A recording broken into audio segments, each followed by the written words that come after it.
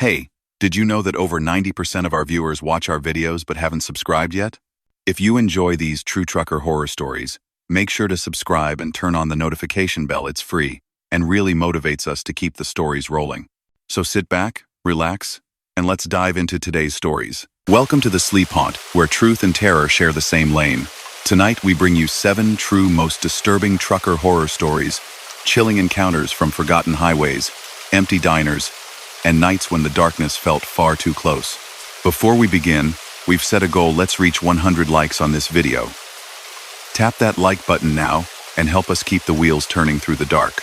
Now, settle in, breathe slow, and listen. The road remembers everything. Story number 1. He took the loneliest route because it kept him awake. Reed liked the sky out there, so wide it gave back a silence that felt clean. The desert's shoulder glittered with stray glass and sage, and the asphalt wore a skin of moonlight that looked almost silver. He hauled refrigerated freight westbound, the kind that sounded like a distant snowfall when the unit kicked on. At this hour, the CB was mostly purling static, and the occasional far-off story about a blown tire, a way station, a diner that didn't keep its coffee hot. Reed drove with the radio low and the cab cool. Sleeves rolled once, the soft tap of a loose quarter in the cup holder keeping time with the seam of the road. It was past 1 when he noticed it. The clock on his dash had a small quirk. It would dim when the reefer cycled.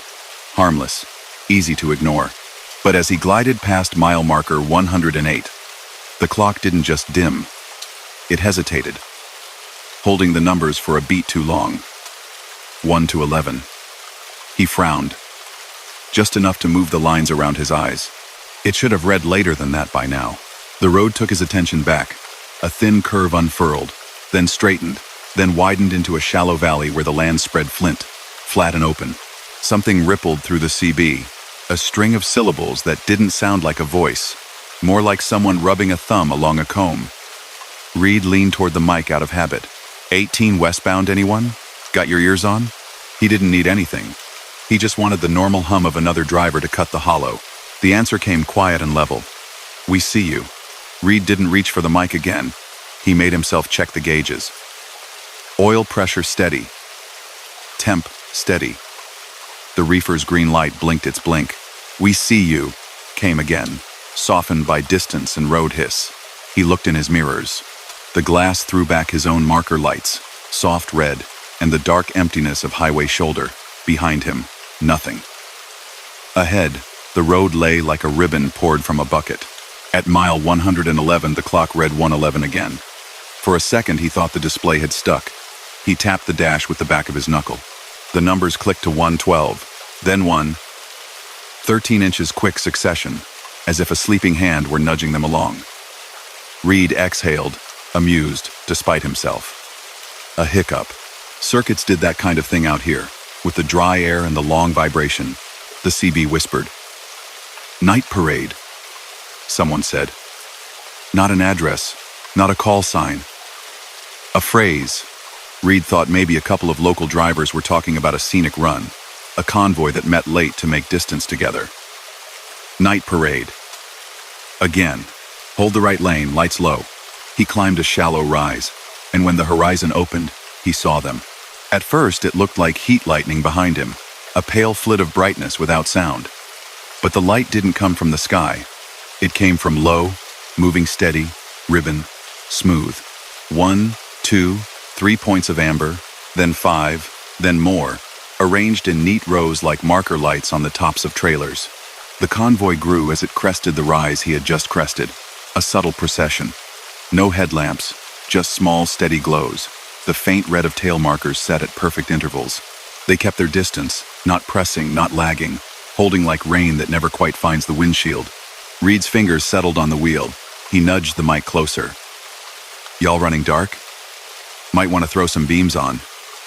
Lot of open range out here. Hold the right lane, the CB repeated, calm and unsmiling. Night parade. He signaled anyway and slid to the right. The convoy stayed back. They didn't even try for the pass. Maybe they were shepherding a funeral of sorts, something ceremonial, someone walking their last miles in the slow code of highway nights. Reed knew the desert had its own traditions, the kind that didn't need legal paperwork. The road offered a turnout, a thin crescent of gravel, where a driver could stretch, sip water, look at the constellations that didn't exist over cities. Reed almost took it, almost. He kept straight. The clock hit 1:20 and then, curiously, 1:11 again. He slowed a hair, enough to count the posts sliding by. 112, 113, 114. The numbers were correct on the road, not in his dash. A pair of eyes bloomed on the left shoulder. Gone in a blink, a jackrabbit, he told himself, or a fox. The desert breathed its cool breath across his windshield and wrote a faint crescent on the glass. He checked the rear view again. The line had grown. At least a dozen marker-like crowns now, their spacing too exact to be chance. He raised the mic, his voice milked low and steady. "Convoy behind me. What's your plan?" "Don't want surprises." A third voice came on, gentleman smooth, like the kind of mentor you hope to get on your first cross-country run. "Just the miles," it said. "Hold your line." The words had no regional accent, no cigarette crackle, no hurry. He passed what looked like a way station blinked awake from a postcard. The small building was lit, its overhang bright. The ramps spotless. The state seal stared from a clean sign. Reed had driven this route often. He knew that station closed 2 years back, shuttered tight, windows skinned with plywood. Tonight it looked freshly mopped. He could swear a figure stood inside, a dark shape crossing a bright room. He didn't slow. The clock read 1:11. Out on the horizon, a low, dark swell suggested a range of hills. The road should have bent left, sloping toward a modest grade. Instead, it went flawless and straight, a line drawn by a ruler on dark paper. The CB hushed, like someone had put a finger on it. Reed concentrated on the water bottle sitting in its holder and the song of wind slipping past the mirrors. He felt good, awake, occupied by the simple tasks of staying between the lines and keeping the load easy. Still, every time his gaze drifted to the mirror, those small crowns of amber shimmered there, respectful and insistent, creatures keeping to their side of an invisible rule. At mile 137, the clock swore it was 1:11. "Check your logs," the gentleman voice murmured, as if reminding a trainee to keep his pen handy. Reed's tablet lay on the passenger seat, a pale ghost in the dark. He tapped it with a knuckle and glanced at the line of duty events. The hours displayed exactly what they should, nothing missed, nothing strange. Except the GPS trace for the past 20 minutes had become a short straight line with a repeated zig at one end, like someone had watched a pencil tap the same place and pull away. He blinked, and the map zoom returned to normal. The trace looked fine again. He didn't touch a thing. He passed a piece of road that made no sense when he slowed to leave his wheels marks on it. The tar had cooled with a seam straight down one lane, a vein of silver sparkle in the moonlight, raised just enough to catch his tires and sing like a bowed saw. As he rolled, the sound pulled tight and musical, a strange, tender chord that he'd heard once in a church just before dawn. The convoy behind him held the exact same speed. He knew it because their light crowns stayed small and exact in the mirror, like a constellation that had picked a person rather than a place to follow. A sign appeared, hand-lettered on plywood. It warned of a detour for a bridge repair 3 miles ahead. Reed hadn't heard about that. A repair would have pinged a text to his phone. He reached toward the handset and pulled his hand back. Instead, he let the road give him what it wanted to give. A mile later, no construction. Not a cone. Not a flasher. Not a shimmering vest caught in the glow. He passed the spot and the CB whispered something that might have been a chuckle, kind without malice. "Hold your right. Night parade." Reed decided to try it, not to test them, just to assert a small ordinary thing. He clicked his high beams on for a heartbeat. The road scalloped with light and came back to normal when he dipped. The convoy didn't react. When he flicked the light stalk, the CB clicked softly in time, as if matching his movement with its own. Then, sudden as a new song queued up, the wind stiffened. The truck nudged left. Reed tapped the wheel right, corrected the sway, minded the load. A tumbleweed lifted from the ditch and spun ahead, a soft bundle of air and dust. It bobbled in front at 45 miles an hour, then 60, then 70, as if riding a current. It kept pace for a full minute and drifted off, unbothered. The convoy kept pace too, not closer, not farther. Reed's mind broke the night down into tasks. Scan ahead, scan mirrors, listen. He thought of coffee, found none. He thought of the diner 2 towns back that would have microwaved something and slid it across the counter like a gift. The CB made a sound like fingers on a paper map. "We see you," it said once more. He found a rest area with a small bathroom and a handful of picnic tables painted the color of bottle caps. He signaled, eased off, rolled into a pull-through spot, brake hiss like a calm sigh. The convoy rolled past on the main line like syrup. He expected them to be gone without a trace when he turned his head. Instead, as he watched, they continued, dot by dot, stubby halos riding just above the road, a handful dwindling until they were the size of embers, then pinheads, then nothing. The highway returned to its original proportion. The clock read 1:32. Another truck idled across from him, a stout older Peterbilt with a paint job the color of new pennies. Its driver sat on the step with his elbows on his knees, drinking from a thermos. He lifted the thermos cup in a neighborly way. "Quiet company out tonight?" he asked, voice light, as if he were asking about a football game. Reed considered. "Convoy ran dark," he said, keeping his tone easy. "Held behind. Didn't push. Had the CB like a library." The man nodded. The thermos steamed. "They don't take to headlights," he said. "Not anymore. Used to be flags on the antennas, horns on the bull bars. Not now. They keep to the shoulders you don't see." "You run with them?" Reed asked. It came out less as curiosity, more as a simple human question at a rest area under a wan moon. "Everybody runs with them eventually," the man said, not gloomily, not kindly, but like he was stating how water makes cups wet. "If you didn't already, that is." He finished his cup and capped it. "They won't do you harm, but they'll count your miles without writing them down." Reed thought of the GPS trace zag that had smoothed itself. He thought of 111, of mile 111, of the way station lit like a stage. He visited the vending machine and bought the coldest bottle of water it had, the kind that made his hand ache and wake a little. Back in the cab, he checked the clock. 1:44. The number felt good, satisfyingly ordinary. He rolled out, eased back onto the main line, merged with a long and patient line of nothing. The miles bloomed and folded. The range at the horizon seemed to hop closer like a child playing a quiet game, moving nearer only when no one looked. The CB slept. The sky grew a thin paleness low in the east. Reed glanced in the mirror and caught a reflection that made his breath snag. Where the convoy had been for just a second, his own trailer's lights multiplied, 4 deep, 5, like a mirage of his rig elongated behind him. He blinked and saw only the 2 red eyes and the pale rectangle they guarded, a refrigerator humming its soft winter in the middle of the desert. The road bent. Good. He liked that. It reminded him the world had decisions to make, and had chosen curves now and then over lines. A sign abandoned years ago showed for a second, graffiti from an era when the paint had different rules about fading. He passed it and felt a shift in the air pressure, the sort of change that means dawn is negotiating terms just beyond a far ridge. At mile marker 168, the clock said 27. He almost laughed. That number had nothing in it to haunt. He let the grin, small as it was, have his face for a moment. He didn't look back for a while after that. When he did, the mirror showed the ordinary dark, the kind that includes coyotes and empty soda cups and the ghosts of conversations kept in truck stop booths. He keyed the mic and said a soft thanks he never expected to be answered. The CB clicked once, the sound of a finger off a button or a small courtesy offered to a stranger. The gentleman voice did not return. The grade began in earnest a little later. A real hill finally, not a painted one. The reefer kept on. The engine kept on.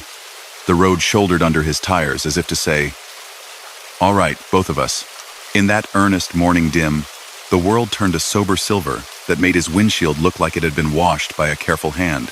Reed topped the hill and saw the valley open, a town's 3 sodium lights greeting him, a sign for an exit whose name he could have formed by feel. He checked his logs again at the bottom. The trace had no zig. The hours were fine. If a sliver of road had been folded up and slipped into a pocket, then ironed flat again, the map did not admit it. He ran a finger along the plastic of his dash and felt the faint seam where the faceplate met the body, warm from the overnight, a small thing that said he was awake and in the world. Behind him, the highway stretched. Somewhere out there, amber crowns might have lifted and settled, a slow parade where even the silence held a pace. He held his line and carried freight toward a place of coffee and daylight. The clock made no more jokes. It did its job. 100 miles later, in an early diner that smelled like warm plates and orange peel, he sat with a paper cup while his rig took fuel. The news gave a weather report. A local ad promised tires and a friendly handshake. A man at the next booth said, to no one in particular, that the night had been good to him for once, that his miles had landed where they belonged. Reed took his coffee outside and watched the lights slide down the side of his trailer in a long, calm stripe. Every now and then, a pattern can be kind, he thought, without knowing he had thought it. He finished his coffee, and when he pulled onto the highway again, he did not check the mirrors for a parade. He didn't need to. Still, at the next mile marker, just because it felt correct, he said thank you out loud. The cab held the word for a moment, then gave it back, a little softer, as the road laid out its quiet and long and useful line. Story number 2. The mountain corridor had a way of making sound behave. It turned engines low and long. It folded wind in its arms. It let a whistle pass like a bird between pines and leave not a feather behind. Mara drove there when the schedule lined up. A pallet of packaged tea, a quiet reefer, a westbound track that should have been simple. She liked the glow her dash threw on her hands and the way the dark hills shouldered in like old friends who didn't need to say much. Night in that stretch was clean. The signs were few, the towns far, and the stars often looked like they'd drifted close enough to borrow heat. By the time she crossed the state line, a ribbon of mist had laid itself down. It wasn't thick. It moved just enough to make the beam of her headlamps feel like a physical thing, a thin brush that laid brightness where it touched and left the rest to guess. She kept the radio low, more habit than need. Weather, music, the occasional check-in from dispatch. Then, as the grade eased and the long left-hander floated around a shoulder of rock, the CB filled with a voice she didn't recognize. It wasn't a driver. It sounded like the kind of station you catch in a motel room, late, calm, careful, a little old-fashioned. For listeners along the ridge, light gusts at marker 82. Cool air pushing down from the saddle. If you're towing, hold center and watch your mirrors for wandering fog. She glanced at the next reflector post, 81. The wind nudged, polite. Her trailer answered in the way she liked. A slight tug, an easy correction. The voice continued. Not commanding, just present. No hazard at the turnout. Our thanks to the crew at the Overlook for sweeping pine needles. The CB wasn't supposed to be picking up a broadcast like that. It could, under odd conditions, but she'd never heard one that sounded like it belonged to the very road under her wheels. She reached for the volume and left it alone. The next mile mark slid by. 82. A breath of wind tapped the right side of the cab and let go. There were pine needles gathered in a small idol of shadow at the edge of the pavement, swept clean where tires would go. The voice had a signature tone, a calm bell that chimed twice between segments. It played a soft piano theme now as if to pad the silence, then returned with the same steady cadence. Low fog drifting from the creek near the culvert ahead. Hold steady, reduce beams if they bloom. If you're running with pets, it's a good night to keep them settled. Remember, paws are curious about cool glass. Mara couldn't help the smile that touched her mouth and faded. There was kindness in it. A neighborhood radio that belonged to a time when towns traded recipes on the air after the weather. She let the fog slide across her lights and brought her high beams down. The hazy air tightened, kinder on the eyes. On the shoulder, something shifted, one of those road signs that held a coat of someone's past day. Hung and forgotten before dusk, sleeves lifted in light wind. She kept her mind loose, kept the wheel steady. Good driving, the voice murmured. Not to her in particular, but to anyone who fit. The hillside thanks you. Mile 84. The piano made a scale that climbed and stepped down again. In her mirror, her trailer's marker lights drew soft lines. She passed a wooden sign for a scenic overlook. Closed after dusk, chain looped through 2 posts with the kind of gate that looked both temporary and older than any vehicle. For a moment, the chain looked unhooked, a suggestion that the gate could swing with 2 fingers. She didn't slow. Alternate turnout ahead for those who like company with the stars. the voice said, amused. Gravel is marbly. Keep your front wheels easy. She keyed the mic on instinct. You on 2 to 7? She asked, voice quiet in the cab. That odd self-consciousness that comes when talking to something that might not be listening. No reply, not from a driver. Anyway. The voice continued its regular route through conditions. A small report about temperature at elevation, the sound of a paper being turned and set back on a desk. She thought about local emergency services running a winter advisory feed through a repeater. It would explain the professionalism. It wouldn't explain the way the broadcast seemed to know the mile marks more intimately than any map offered. She passed 85. The grade changed a little. That barely perceptible lift that cuts a song's tempo by a fraction. The voice did not mention her truck, did not name any color, any brand, any personal thing. She relaxed into the hours that liked to stretch, that kept a driver honest.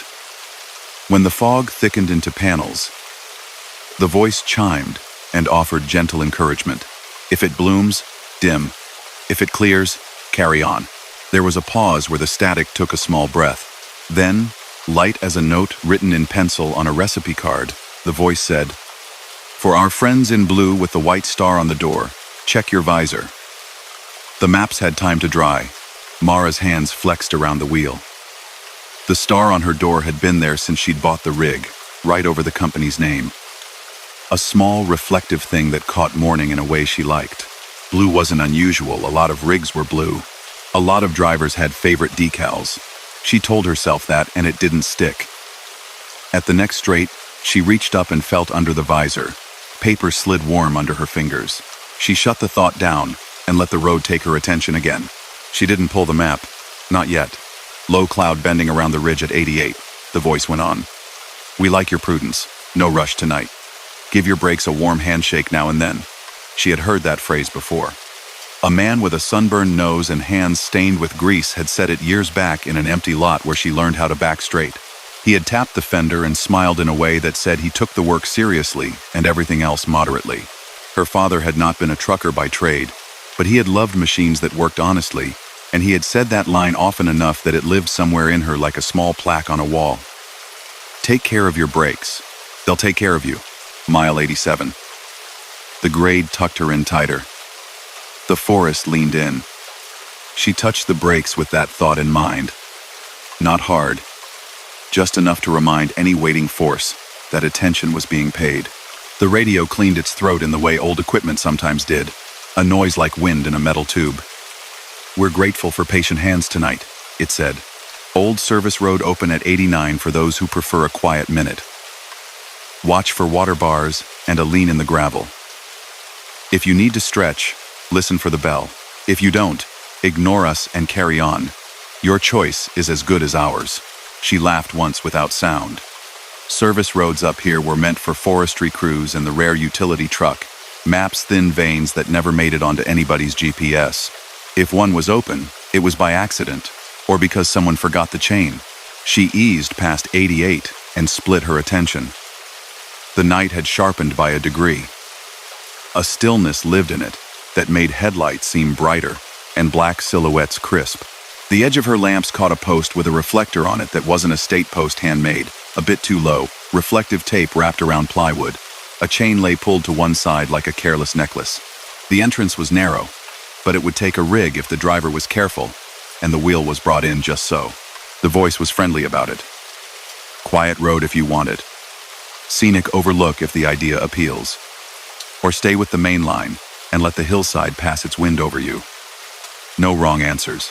Her foot stayed steady, her mind stepped to either side and back. The GPS showed only the stripe of highway. Her tablet offered no alerts. Ahead, the main line continued as it should, a small slide of fog curling like a cat around a boot. She did not owe the night any favors. She did not owe a radio voice her route. And yet she heard a sound not from the CB but from the mountain itself. A low, uncommitted rumble like a barrel rolled slowly on a wooden floor far away. She thought of pebbles in a toy box shifting because a glove pushed the bottom. She checked her mirrors, the hazard lights of a truck somewhere back, far enough that they looked like eyes half closed. She had time. She tapped her signal and let it blink twice, more to mark the decision than to inform any living driver. and she brought the wheel over. The entrance took attention. The gravel had that dry, wandery feel under the steer tires. A kind of polite disobedience that could become a slide if asked to do too much. She eased it, brought the trailer around without scraping the post, let the whole unit settle like a long animal turning to lie down. The chain lay to one side. No padlock. No motion except what belonged to her. The service road carried her up. Slight climb. Trees closer than they are on roads meant for speed. The CB dropped to a hush, then came back a touch brighter, like a set dial that had always wanted to be there. The voice said nothing for a moment. The piano came back in a different key, older sounding, a little wobbly, like the station had an upright in a corner and someone kept a fingertip on the fallboard. Good. We'll hold you here a minute, the voice said. The same calm that had named the fog and the culvert. The same warm detachment that made it hard to be afraid. Company on the main line will have a small conversation with the hillside. No one wants a guest in the lane without an invitation. She eased off to a pullout that looked like it had hosted picnic afternoons.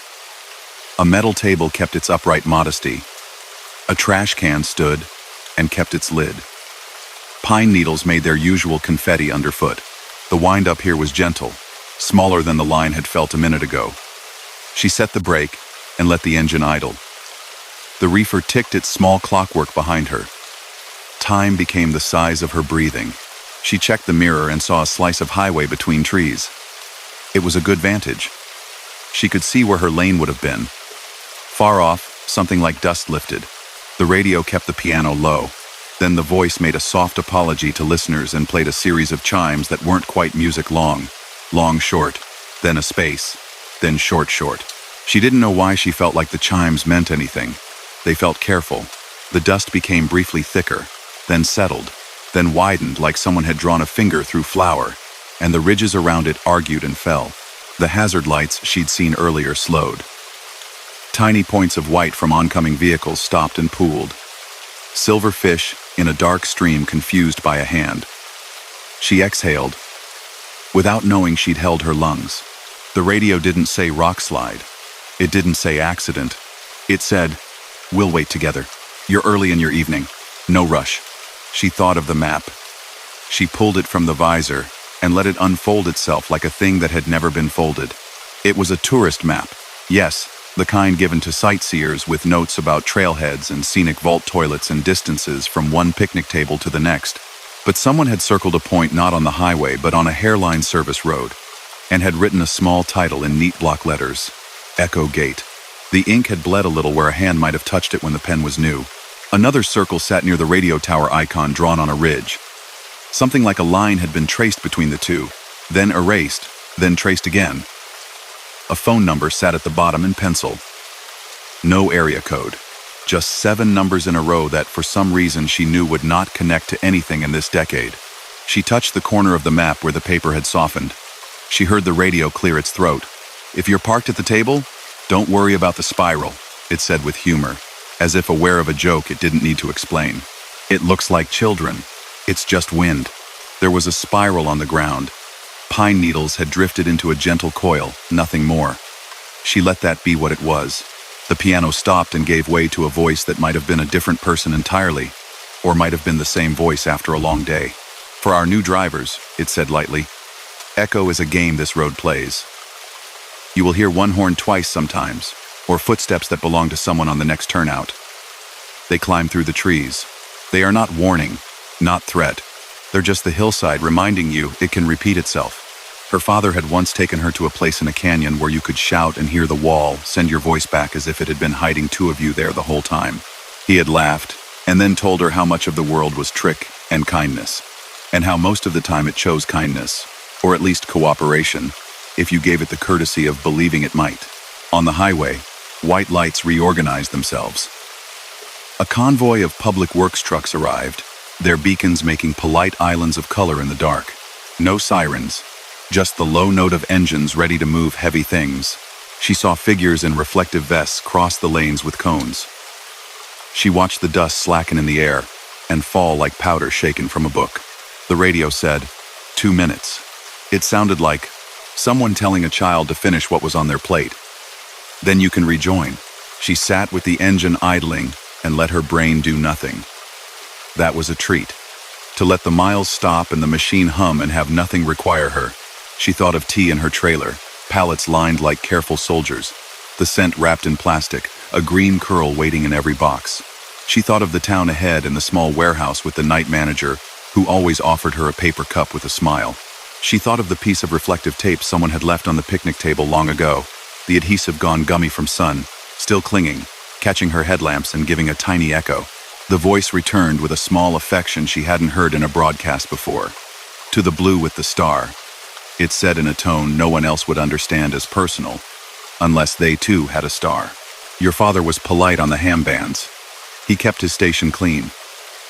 The words felt like someone hanging a coat carefully where it belonged. We appreciated his check-ins on fog nights. Her chest tightened and eased. Years ago, a short antenna had sat on a roof, and in the evenings, a man had tapped a microphone and traded weather with a stranger near the coast. He had been courteous. He had said things like, "You sound fine tonight," and "Keep your radio dry if you can." He had taken his hat off inside and folded it on the table without thinking. She hadn't thought about that hat in a long time. Working lights below blinked twice in the pattern that meant an escort car was ready to lead the line through one lane. The radio hummed. "All right, easy now," it said. And then to all drivers, to the hillside, to anyone listening, merge with kindness. You'll be back with the main line shortly. Thank you for letting the mountain adjust its furniture. She backed out slow, the gravel obedient and then unruly, and then obedient again, as if returning to the road were a negotiation. At the bottom, the chain lay as she had found it, asleep to one side. The highway looked like itself, with the addendum of cones and a flagger who nodded at her without eye contact as if not to wake a sleeping house. She followed the guided line through the narrowed lane, engine purring quiet so as not to jostle the night. No one honked. No one rushed. The hillside that had shrugged its shoulder across the asphalt now stood still and uncommitted, like a bulky guest who had realized they were blocking the door and had moved away to be less in the way. As she crept, she said, without the mic, without expectation, "Thanks." The radio's bell chimed once. A note like glass tapped with a ring. "Good to be of use," the voice said, offhand. And then it went back to blankness and a little piano, as if embarrassed by direct gratitude. She made the grade and let the line lengthen. The road unrolled itself in smooth sheets. The fog did what fog does, curled and lifted, took opinions, made none of them binding. The map lay folded beside her, light as a letter.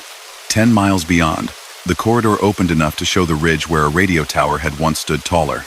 She had noticed it in daylight before, a skeleton on a hill, its top section missing. The remains painted the color that lets birds see and avoid. Tonight, barely visible, it was only a suggestion of geometry against the stars. The broadcast sounded as sturdy as that tower should have been, and that strangeness ticked, a small metronome in her thinking. At a gas station tucked between two pines, she stopped for fuel and decaf. The man inside had a beard he stroked when he counted change, and a kid with a book leaned on a stack of windshield washer fluid like it was a sofa. On the wall hung a photograph of a group of volunteers in orange vests, smiling like people who had brought 3 hikers out of a storm and were tired the right way. Under the picture was a plaque about a community radio program that had once broadcast trail conditions and road advisories for the ridge. It had the call sign. It had a date, 20 years back, and a last line that said, "With thanks to the voice who kept us company, donations welcome." "How old is that station?" she asked, the question gently amused, like asking about a high school trophy. The man behind the counter stopped stroking his beard long enough to give a thoughtful answer. "Old like the hills, closed like the mill," he said. "There's still a number, but it doesn't ring." Tower got trimmed after a storm. Folks say on fog nights you can catch the old loop, but I think that's just the mountain making a copy of a memory. She nodded. The kid looked up from his book like kids do when they don't want to miss a good story but also want it to be theirs alone. Mara folded the map and put it back where the visor would keep it warm. She paid for her coffee and took it outside, steam making a thin signal in air that had decided to be colder than it should have been. Back on the road, the broadcast hung about her until the grade began to slip down, until the pines gave way a little to open hill. Where the signs grew more frequent, the voice faded. It gave one last set of gentle notes, a string of syllables that did not include an address or a name. For listeners on the ridge, It said, "Thanks for tolerating our company. We'll be quiet while the day has its say." She drove into the portion of night that is almost morning, the part where shadows agree to be gray.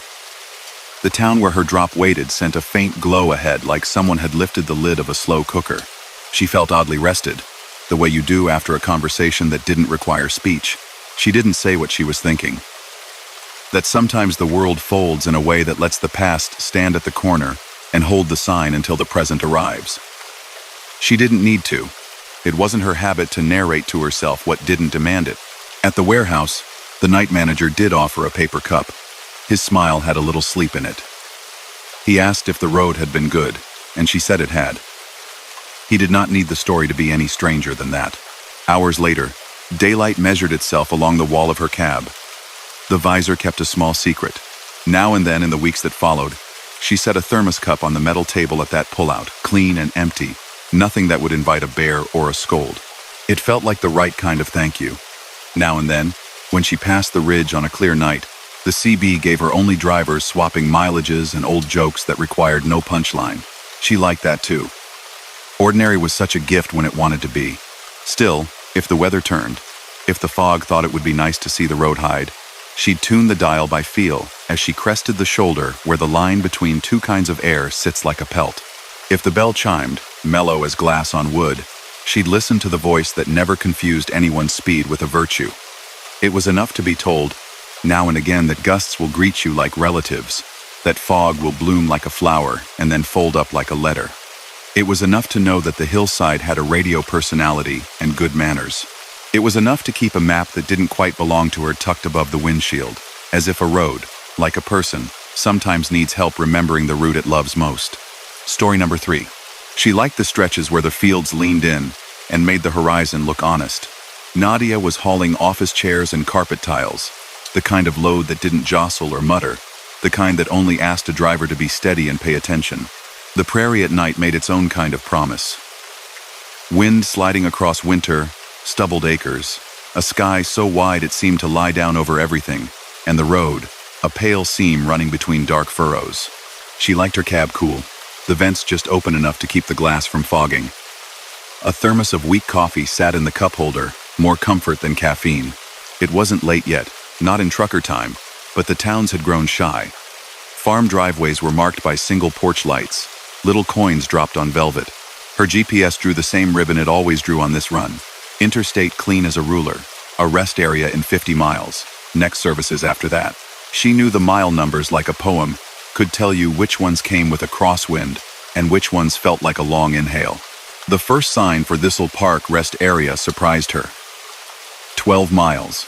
The font was right, the reflective green exactly as it should be, the little pictogram of the picnic table and the restroom door easy on the eye, except Thistle Park was farther down than that. She'd stopped there once in spring when the trees wore catkins like pale fireworks. In her memory it lived closer to the county line, not here. She checked the next sign, half expecting the correction an engineer would write if they'd planted the first one in the wrong place. 8 miles, the second sign said. A third, smaller placard. Truck parking available. That last part tugged at her. Truck parking that wasn't an illusion was gold, especially on a weekday night. Her gauge said she could drive on without stopping. Her body said a flat spot under steady lights would feel like a thank you. She signaled to no one and let the milepost slip under. When the exit appeared, it arrived with ordinary grace, a gentle curve off a smooth right lane, a simple arrow, a small concrete divider planted with the kind of low bushes the highway department liked because they kept their shape without help. The name matched the signs, Thistle Park. The building, she could tell even from the ramp, had been updated in the last 10 years. Bright panels, generous glass, a gabled roof that made the place feel less like a box. She rolled into the truck lot. The lamps were that modern amber that didn't murder the stars, a light that picked out edges without flattening the night. The lot's stripes were fat and fresh. 2 reefers idled nose out, their white noise folded into the wind like another layer of fabric. On the passenger car side, a single pickup with a topper sat alone, a dog asleep on the front seat. Nose on the dash, ears at peace. Nadia set her brake, let the air sigh, and enjoyed the still moment as if it were a chair that reclined. Inside the building, a faint chemical lemon lived in the air, and the kind of clean that tells you people who work nights care about their quiet kingdom. The vending machines lit their own rectangle of brightness. She bought water and a pack of peanut butter crackers and, on a whim, pressed the buttons for a hot chocolate that hissed into a paper cup as if the machine was relieved to be useful. On the far wall, a glass case held a collage old photographs of the road when it was 2 lanes and raw shoulders, a newspaper clipping about a community cleanup, a plaque thanking a groundskeeper for 30 years. One laminated sheet looked newer. Storm Shelter Protocol. If conditions warrant, this facility may act as an alternate safety site. Visitors may be asked to wait during high wind events. The language was bland, practical. She smiled at the idea of a rest area with a plan, as if it were a person who had decided it would quietly take care of whoever knocked. A small chime sounded, not a voice, not instructions, just 2 mellow notes, as if the building cleared its throat to say, "I'm awake." The sound came from a speaker near the entrance and rolled lightly across the tile. Back at her truck, Nadia climbed the steps with her paper cup. A breeze had stiffened, not ugly, just attentive. The prairie could do that. Get ideas after midnight. Her straps hummed a little where they cut the air. She glanced along the side of her trailer. Everything looked settled. Still, as drivers do, she put her hand on a ratchet and gave it a polite, confirming squeeze. The strap spoke its small answer firm, comfortable. She set her cup and got comfortable. She often left the radio low to keep her thoughts from piling up. Tonight she let silence have the first turn. The high school geometry of the parking lot pleased her. The clean corners, the right amounts of space between rigs, the predictable placement of trash cans, and the walking path that circled a stand of young trees and came back to the building again. A rabbit darted from a patch of grass to another with a small, decisive motion, like a period at the end of a sentence. The sound came soft first. Step, step, pause. Gravel close to her door spoke once, then held its breath, then spoke twice. It wasn't the crisp click of someone with hard shoes. It was more like a careful weight testing the stones. Step, step, pause. It moved along the passenger side. A slow arc. She didn't sit up as if she had something to prove. She let her eyes do the moving, while her body stayed easy. Nothing stood at the window. Nothing crouched at the steps. The sound circled her trailer 2 steps. A wait, 2 steps again. It wrapped the back corner and faded, and returned as if walking the lot's perimeter, and then reconsidering. She cracked the window. The breeze offered the smell of cut grass and something mineral. The same smell she'd noticed before a summer storm, when the air tried on a new coat. The sound drew a line to the far end of the lot and went quiet where the light didn't quite reach. She was about to laugh softly at herself when the speaker by the walkway chimed. 1 mellow note. A pause. Another. That same careful bell from inside the building. Now, outdoors. On the roof of the rest area, a wind cone on a short pole leaned and straightened, leaned again. Nadia remembered the laminated protocol and pictured a night attendant somewhere in that tidy set of rooms watching the weather like a friend's mood. She sipped her too sweet chocolate. The wind stroked the side of the trailer again. There's a way a strap sounds when it's almost right but not perfect. You could call it a throat clearing if you wanted to anthropomorphize your rig. Nadia set the cup in the holder and slid out of the seat. Her flashlight came up under her fingers without thought. She walked the length of the unit, beam low so as not to blind herself. Every buckle sat straight. Every edge of nylon lay flat against the load. At the second from the back, a corner of cardboard under the strap had crumpled where road vibration lifts what is paper thin out of its position. She smoothed the pad, gave the ratchet 3 patient clicks, and felt the tiny shift that turns hum into hush. It wasn't dramatic. It didn't need to be. She stood still and listened. The strap answered, with quiet. The step-step pause brushed the far edge of hearing and faded. Ears were funny in big spaces. They could make small bodies sound large. Or the other way round. She imagined a pair of night birds dropping down to the gravel for beetles. She imagined some slim creature making a tiny circuit that had nothing to do with trucks and everything to do with its own sense of what a safe loop felt like. The wind cone on the roof leaned again. The walkway lights brightened in increments, not a flicker, more like a breath drawn and released. An electronic sign near the entrance flashed up a message. High wind advisory wait. No! Exclamation mark. A tone chimed twice, then went back to quiet. Her phone buzzed with a weather alert a moment later. She took her seat and read without urgency. Wind gusts on the interstate ahead were dragging light trailers like kites. The advisory suggested a pause until the line passed. She looked at her timetable, at the map that had always understood that time wasn't simply numbers on a line, and she set her seat back 2 notches. If the road wanted 10 minutes, or 30, she could give it that with grace. As if on cue, a set of oversized loads rolled down the ramp, escorts front and back, yellow beacons soft as candles under the amber poles. They took the far end of the truck lot where the pull-throughs were easy. The lead escort walked to the driver's window, exchanged a couple of gestures. Then the whole little convoy settled. Lights idling.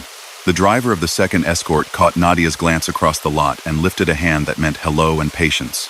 She returned the sign, that tiny language of night that made strangers into colleagues. For a while the wind worked. It shouldered across the prairie and came shouldering across the lot. Not wild, not snatching, but persistent, a person moving furniture in the next room. The trees, young but rooted, responded in flexible arcs. In the pickup, the dog woke, put his paws on the steering wheel, gazed at nothing, satisfied, and curled back down. The chime from the speaker came again, not on a schedule she could chart, but in a rhythm that suggested attention rather than alarm. Then the footfalls returned near the trash can at the corner of the truck lot. Step, step, pause. She trained the flashlight beam low and let it fill the space without hunting.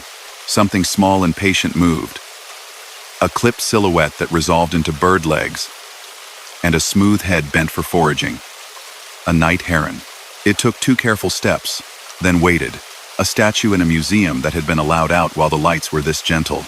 She watched it walk the edge of the pavement in that same measured pattern, 2 steps and a pause, to listen for beetle scritch, 2 steps and a pause to look. It reached the storm drain, cocked its head in delightful seriousness, and moved on, a professor in a gray coat. The sound of its feet on the gravel was exactly what she'd heard. She eased back. The world loved to explain itself. You only had to give it the patience you wanted it to give you. Her phone buzzed with a new advisory. Gusts easing, caution on bridges. The sign at the walkway glowed a new line. Thank you for waiting. Nadia smiled at the please and thank you of the world when it remembered to use them. She rolled out with the oversized convoy a few minutes later, letting their beacon serve as a moving windsock. The ramp offered the main line like a hand. She merged and felt the push on her trailer settle into the kind of breeze you anticipate rather than resist. In her mirror, Thistle Park lifted away behind her, its lamps looking like a city seen from an airplane. Then, 3 miles on, an overhead sign announced, Thistle Park Rest Area 12 miles. For a second, the mind does that thing it does when it trips on the same step twice. She checked her GPS. It showed the rest area icon ahead, not behind. She glanced at the milepost. She knew where she was, and this was not where Thistle Park had lived last spring. The oversized convoy stayed on, unconcerned, their escorts little comets in the night. She told herself there were 2. It wasn't unheard of for a state to reuse a name for a facility that served both directions or for construction to make temporary arrangements. It wasn't even odd to see a sign linger after a closure while new posts waited on the shop floor. What felt odd was the exactness of the fonts and the politeness of the chime and the way the lot had felt like it belonged to the wind. The original Thistle Park, the one she remembered, lay just past a gentle rise. When she crested it, she saw the exit ramp pinched with a barricade. A sheet of reflective sheeting was stretched across like a curtain at a small theater. Closed for renovation, a sign said, with work dates that reached from months back to months ahead. The building beyond sat dark, the parking lot combed by wind. She didn't slow. She didn't need to examine the empty place to know that, for the last hour, she had not been there. The highway made its own logic when weather asked. Maybe the state had a backup rest area tucked along a frontage road and had lit it up and called it by the same name because drivers needed something to recognize. Maybe the building she'd been in was a modular unit set for nights like this, now on a flatbed headed back to a yard. Maybe the chime was a borrowed courtesy from a school. The way station beyond the county line was open. The sign advised trucks to bypass if their lights were green. Hers glowed yellow. She followed the cone lane, rolling slow past a neatly painted stripe, and stopped where the attendant in a cap with the state seal pointed.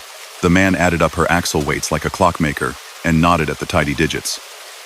"Where are you coming from tonight?" he asked without suspicion. "Just small talk with a purpose attached. Past mile 290, she said. Stopped at Thistle Park for a bit." "The one that's closed?" he asked, eyebrows chasing humor. "The other one," she said. She meant it lightly. He smiled like a man who knew all the tricks his road could play, and was always delighted when one turned up in conversation. "We run an alternate sometimes," he said, confirming nothing official, saying just enough.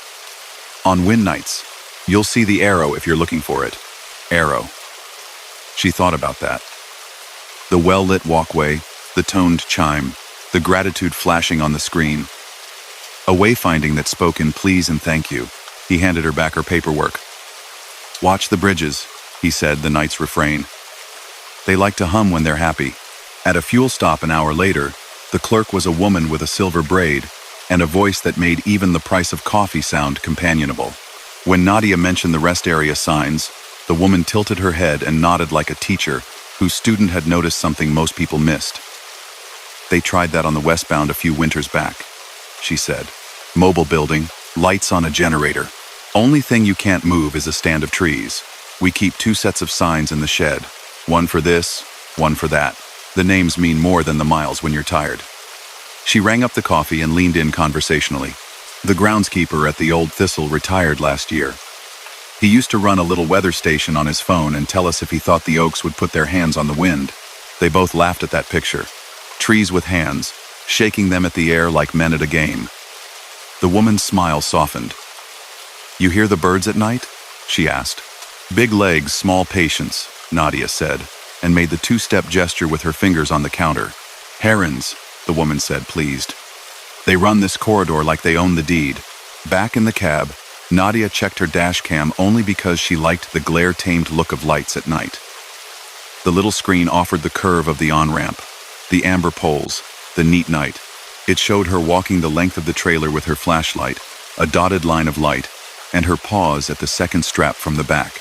When she zoomed in, as much as the tiny camera would allow, she saw only the practical details of a driver adjusting a ratchet. No mysteries. No shadows that didn't belong to something with weight. Dawn thought about it for a while in her mirrors, and then climbed the sky like a quiet worker with a ladder. The wind settled into that companionable push that disappears when the sun lays a flat hand across the fields. The oversized loads peeled off for a different route. Cars began to arrange themselves into the patterns of morning people. When she passed the closed Thistle Park again in daylight on another run, the barricade was still up, the building blank as an unused room. A maintenance truck sat in the driveway. A man in a reflective vest hammered something at the base of a sign with the patience of someone replacing a small part, so that the whole can shine when called. On the bulletin board near the entrance, visible through the glass, even from the ramp, hung the laminated storm shelter protocol. And below it, a new line she didn't remember, a dotted note that read like a joke shared from staff to travelers. "In windy weather, you may hear 2 steps and a pause. That's just the herons collecting their night shift." She said the word out loud, surprising herself. "Thank you." The cab held it, turned it once, and let it fall into the carpet tile smell of her load. She didn't know who she was thanking. A groundskeeper with a phone who knew when to call for backup. A planner who believed in alternate versions of the same kindness. A state that kept an extra rest area rolled up in a drawer for nights when the sky took a different tone. 2 birds with a schedule and a sense of calm. The drive to her drop felt lighter. The chairs and carpet tiles rode as patient as ever. At the warehouse, a man with a clipboard asked after the wind, and she said it had been a good night to wait. He nodded like a person who knows sometimes arriving with the right story is more important than arriving with the right minute. Weeks later, when she passed the county line again and a thin weather line drew blue chalk on the horizon, she looked for the sign without needing it. "Thistle Park Rest Area," it said, right where she thought it might not be. She took the exit not because she was tired, but because it seemed polite. The building was the same and not the same. The way people are when you see them in different light. The glass case held the photos, the plaque, the protocol. The chime sounded once as if to say, not to worry. Outside, a heron lifted from the lawn in a slow, precise arc and went about its business. Step, step, pause. Story number 4. He liked the hours when the interstate thinned until it seemed he'd been given a private road. Jonah had a dry van full of paper goods, towers of toilet tissue, light but bulky, wrapped tight, the kind of freight that didn't complain. The night sat clean on the prairie, the wind slow and careful. The big sky layered with stars like a field seeded with light. He kept the cab cool and the dash dim. The only sound he listened to on purpose was the tiny tick of the steering wheel seam under his fingers as he adjusted in increments and kept the long line of his rig true. Near mile 201, the overheads began their measured talk. Way station, 1 mile. He glanced at the transponder clipped to his windshield. If it flashed green, he'd roll by and make a little more time. If it stayed quiet, he'd pull in and split the monotony with a short conversation with a scale deck. The next sign should have offered a status. Instead, a roadside arrow lit itself with honest bulbs older than LED and said open in a way that felt deliberate, not automatic. His transponder stayed dark. He signaled because he always did, and let the exit arc him down to a compound tucked behind a shallow ridge of cottonwoods. The scale house glowed like a kitchen left lit for a family member coming home late. Lamps threw a soft amber across concrete that had been swept. A single flag moved on a low pole, its whisper the only hard sound. The sign by the first stop line used little red words on black, the kind that click through their messages like the scoreboards of old bowling alleys. Pull forward. Brake. Idle. He grinned despite himself. There was a pleasure in simple machines telling you what to do in clear language. He eased up, brought the steer axle onto the deck, felt the tiny change in the truck's posture. The needle on the analog dial inside the glass window, an actual needle, red impatient climbed and held. A buzzer barely sounded, as polite as a throat cleared behind a closed door. Pull forward. He did. When his drive settled on the deck, the needle turned again and stopped like a dancer hitting a mark. The screen offered nothing about violations. No voice yet told him to come inside. He watched the little stagecraft of the scale like a kid peeking under a curtain. Then the intercom hummed, a tone old but not tired, and a voice asked him, without preamble, to set his brake and bring his paperwork in. The voice was steady and pleasant, Midwestern in the way that means vowels can stay where they're put. Jonah put the truck in neutral, set the brake, watched the trailer settle its small inch, and grabbed his folder and cap. He tapped his ELD to on duty, only because a habit feels better when it clicks into place. Inside, the scale house had the careful order of a workspace someone liked. A big wall clock watched calmly. A coffee maker wore a ring from a cup, and the ring had been wiped into a clean circle, as if whoever worked here had time to appreciate such details. On one wall hung black and white photos of the interstate when it was new cars with fins, trucks with rounded noses, a ribbon of road so clean it looked like an idea. Under the photos sat a display case with old way tickets, carbon copies with numbers from another decade, and stamps that looked like they had enjoyed being pressed into paper. The man behind the counter wore a uniform that wasn't quite modern, darker fabric, a patch sewn with more attention than mass production allows. His name tag read, Briggs, in neat block letters. He had the look of someone who had learned patience by using it. He took Jonah's BOL, glanced at it the way practiced eyes read everything and missed nothing, and looked past Jonah's shoulder at the blur of his trailer through the window. Paper goods, he said. Not a question. Paper goods, Jonah said. Friendly but ready for whatever a weighmaster might want to ask. Went through an hour ago with a load of drywall, Briggs said conversationally, and he rattled the deck. Yours didn't rattle. Good sign. He held up a sheet with grids and columns Jonah didn't recognize immediately. It looked like a way ticket, except for a line labeled Shadow, with a little box at the end where a number could be written and a place under it that said Release Route with a blank. The main gross had already been penciled. $79,980. Reasonable for what he hauled. The axles were tidy, nothing close to illegal. Everything a thoughtful driver would want to see. Under Shadow, in very small digits, someone had written 120. What's that? Jonah asked, not worried but curious. Briggs smiled the way a person does when they're about to describe a phenomenon that has lived around them long enough to feel ordinary. "Sometimes the deck reads a little extra," he said, tapping the small number. "Not your freight, not your fuel, not even the mud stuck in the treads. Comes and goes this time of night. We make a note. If a driver's got 10 minutes, we ask them to run the release route and see if it drops." Jonah could have made a joke. He could have said, "The road weighs its memories and charges a fee." He didn't. The tone in Briggs's voice didn't invite jokes. It invited what the highway so often invites: cooperation without fuss. "What's the route?" he asked instead. Briggs slid a map across the counter, a photocopy marked by hand. The interstate ran like a thick vein. A thin line split off before the next overpass, threaded a rectangle of flat fields, and crossed a small river at a place labeled Blue Hollow Bridge. The route rejoined the Interstate 2 exits later. A note in the margin, written small: "Sound horn once at crossing." The words had the odd formality of a ritual explained to a stranger. "Why the horn?"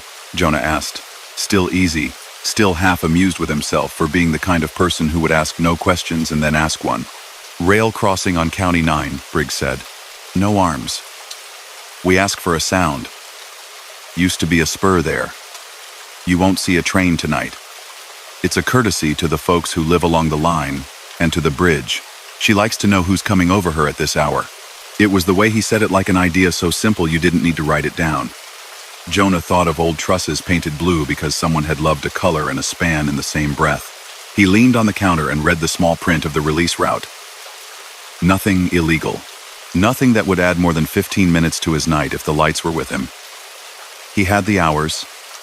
He had the fuel. He had the plain curiosity that gets people to do the right odd thing now and then. "All right," he said, and accepted the map and his BOL back. Briggs stamped the back with a round rubber stamp that left a neat circle. Verified. No agency name. No threat implied. Only a habit. As Jonah turned to go, he paused at the photos. One showed a crew in hard hats standing proudly by a scale deck that looked like an open piano. A small plaque under it had a year that made his teeth count backwards. In the far right of the picture, a man stood slightly apart, the brim of his cap casting a shadow across his eyes. The patch on his shirt looked like the one on Briggs's uniform. The resemblance was the sort you notice if you spend time noticing people who keep watch at their desks. Back in the cab he rolled, the engine's note as ordinary and cool as always. He signaled, eased back onto the interstate, and then almost immediately slipped off again at the small county ramp the map had marked. The world changed by degrees out there. The 4-lane narrowed to 2. The amber of the big lamps gave way to the kinder gold of farmyard lights tucked behind windbreaks. The road's surface spoke in a more human voice. Tar patch, patch less new, patch that remembered summer. The rail crossing arrived like a cousin to the route, unassuming. Planked, the iron shining where wheels had burnished it. No gates, no lights, only a crossbuck and a sign that asked motorists to look both ways, not because the law insisted, but because common sense did. He touched the horn, one calm note, just enough to say hello to whatever was at work here. Then the bridge. Blue Hollow's trusses rose from the dark like geometry put on for a dance.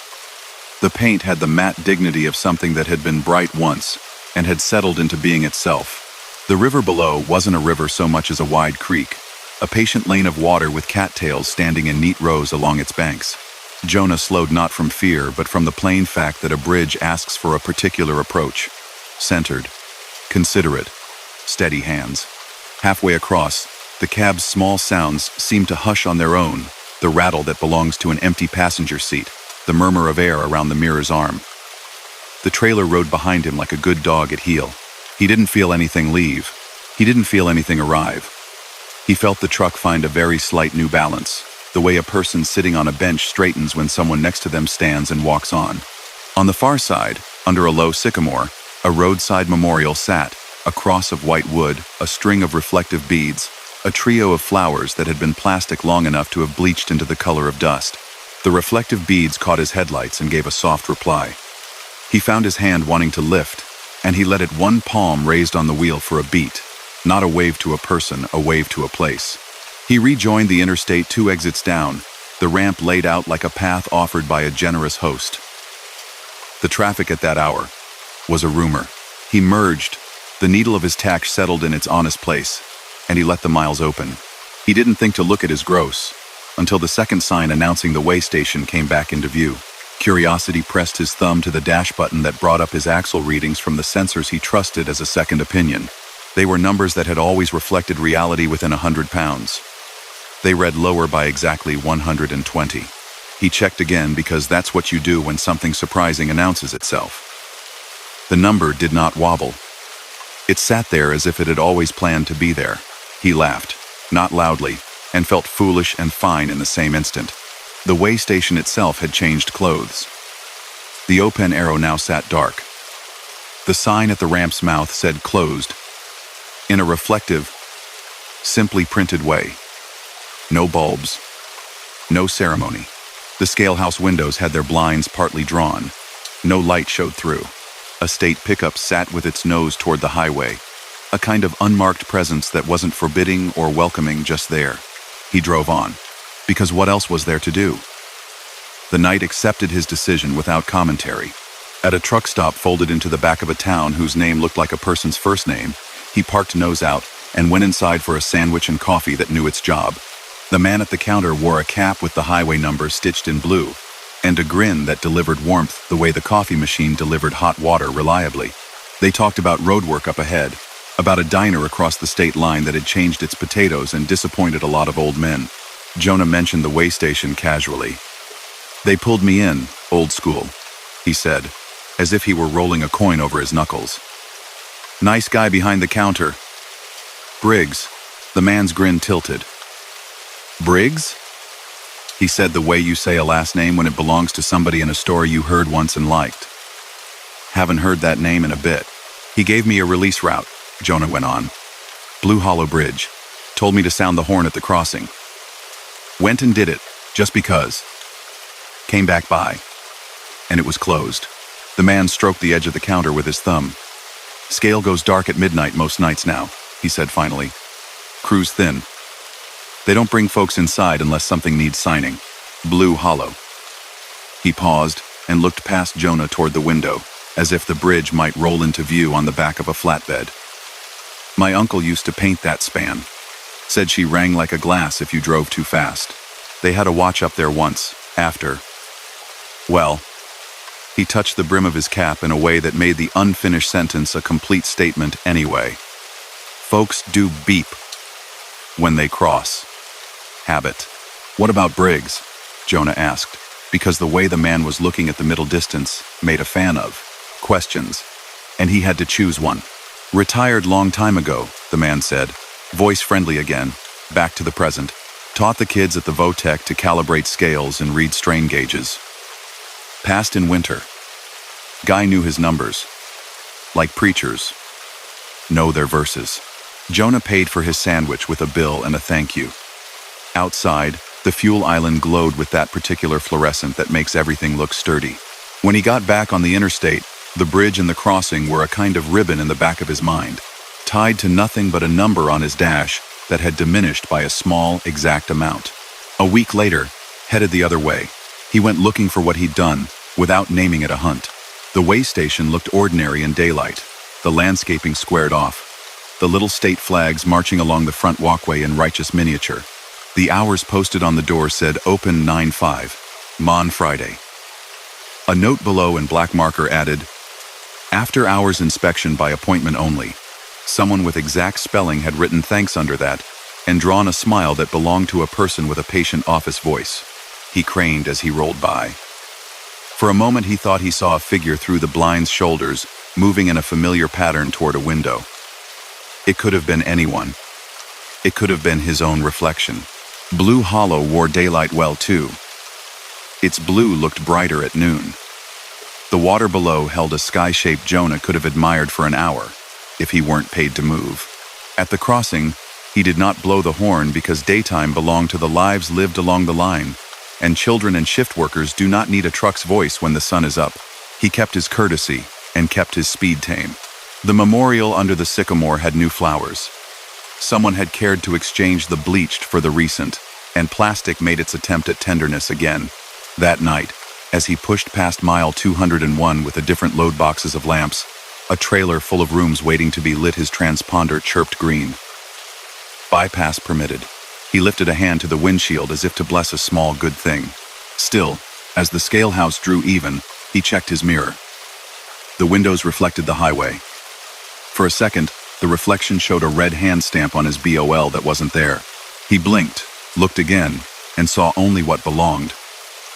His own lights, the shadowed interior, a stack of forms tilted under a paperweight fashioned to look like the highway shield. He wasn't afraid. He wasn't even unsettled in a way that would make his foot twitch on the pedal.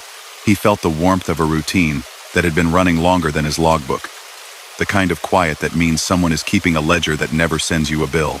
Later still, on a rain night when the wipers made their small metronome and the road sang its rolling hymn, he found himself back on the release route because one of his straps had hummed a note he didn't trust, and the county road gave him a place to pull off safe. He set his flashers, broke the ratchet loose, reset the corner protector, and turned the handle until the strap settled with that particular consent that says, "You've done enough. No more needed."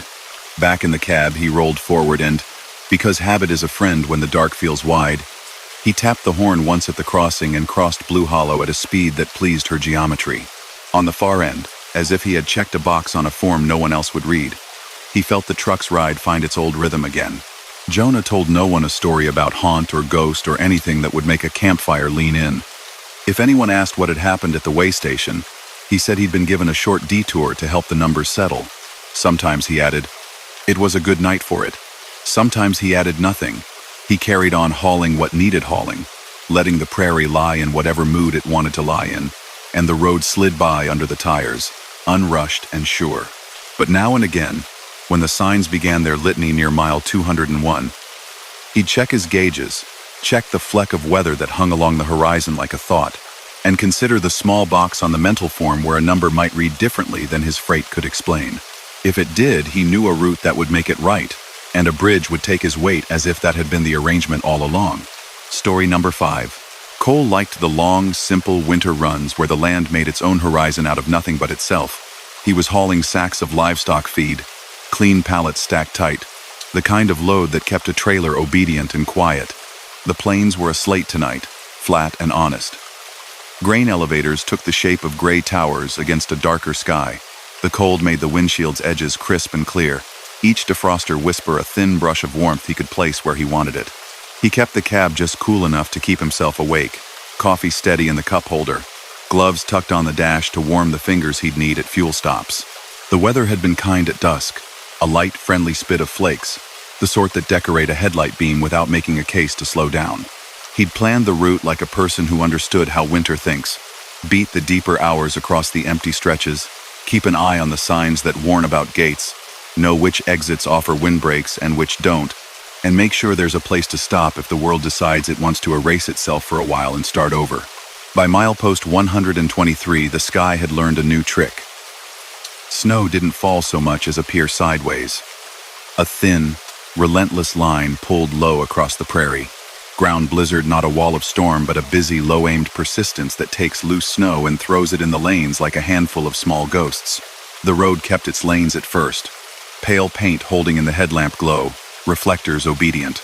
He dropped a couple of miles an hour, not out of fear, just the respect that smooth asphalt deserves when it's deciding whether it wants to be a skating rink. The first overhead message board said it plain. Strong winds ahead, use caution. He always used caution. The second board had more to say. No travel advised beyond exit 138. Gates may close. He did the math. He could make 138 before the weather wrote its own rules, tuck in somewhere, and let the night have its triumph without his help. Still, the highway had that empty, private feel that tempts a man to keep his promise to the schedule he knows he can meet. The CB was not busy. A couple of voices traded mile markers and talked about a long-haul movie nobody had seen. He left it on low. The sound of a familiar nothing kept his thoughts from rearranging into doubts. At 131, the wind found its name.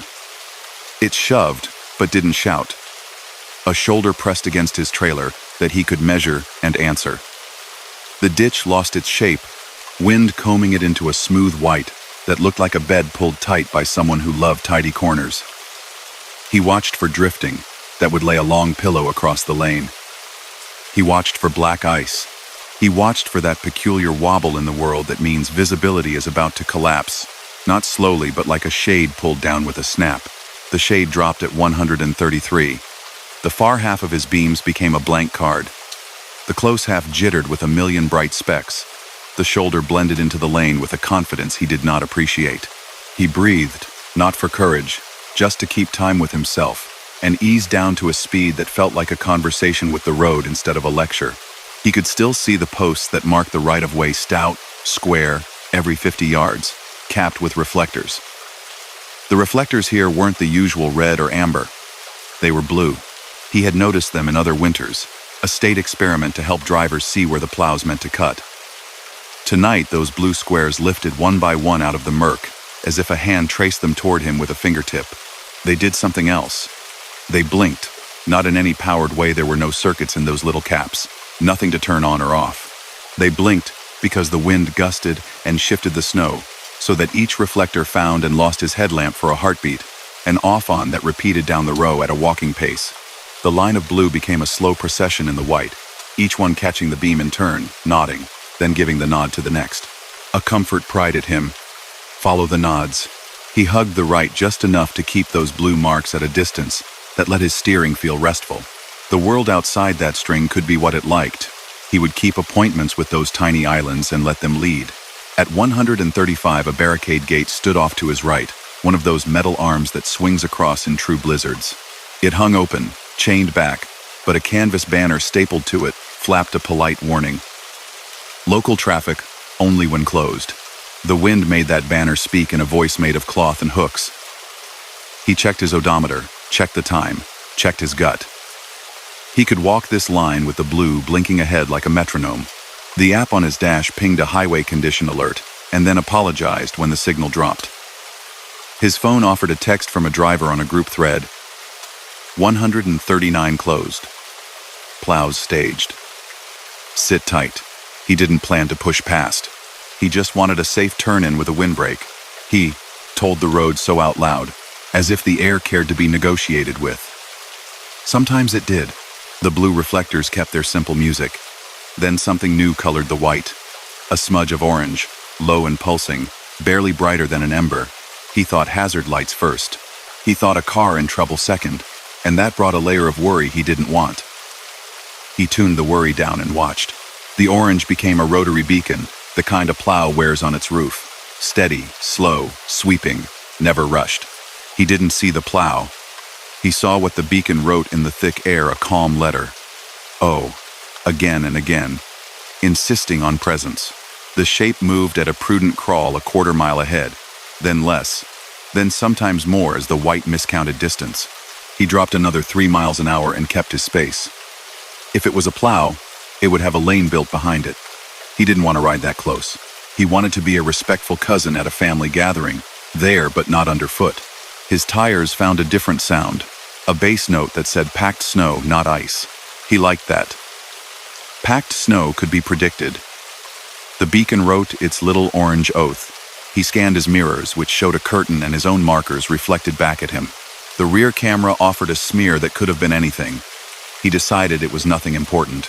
The blue reflectors leaned and straightened as the wind had its thoughts. In that stupid, hard air, a person's world shrinks to the little duties. Watch the gauges. Keep a promise to the wheel. Remember to sip coffee in a way that blesses your throat rather than burns it. The beacon turned off the main line as if it had been waiting to. No signal plows didn't bother. It slipped right at a gap in the post that looked, to the eye, like any other slice of ditch. Except it wasn't ditch. The moment Cooper's steer tires made the move, he felt a firm, shallow ramp under the snow, a maintenance access road packed by a machine with a decision to be made, and the right to make it. He followed. Not out of blind trust. Out of the common sense that says, if the plows had built a place to breathe, they'd built it, where human bodies wouldn't be expected to change lanes at the mercy of wind. The access rose a little and tucked behind a line of old wooden snow fence that looked like sheet music laid across the field.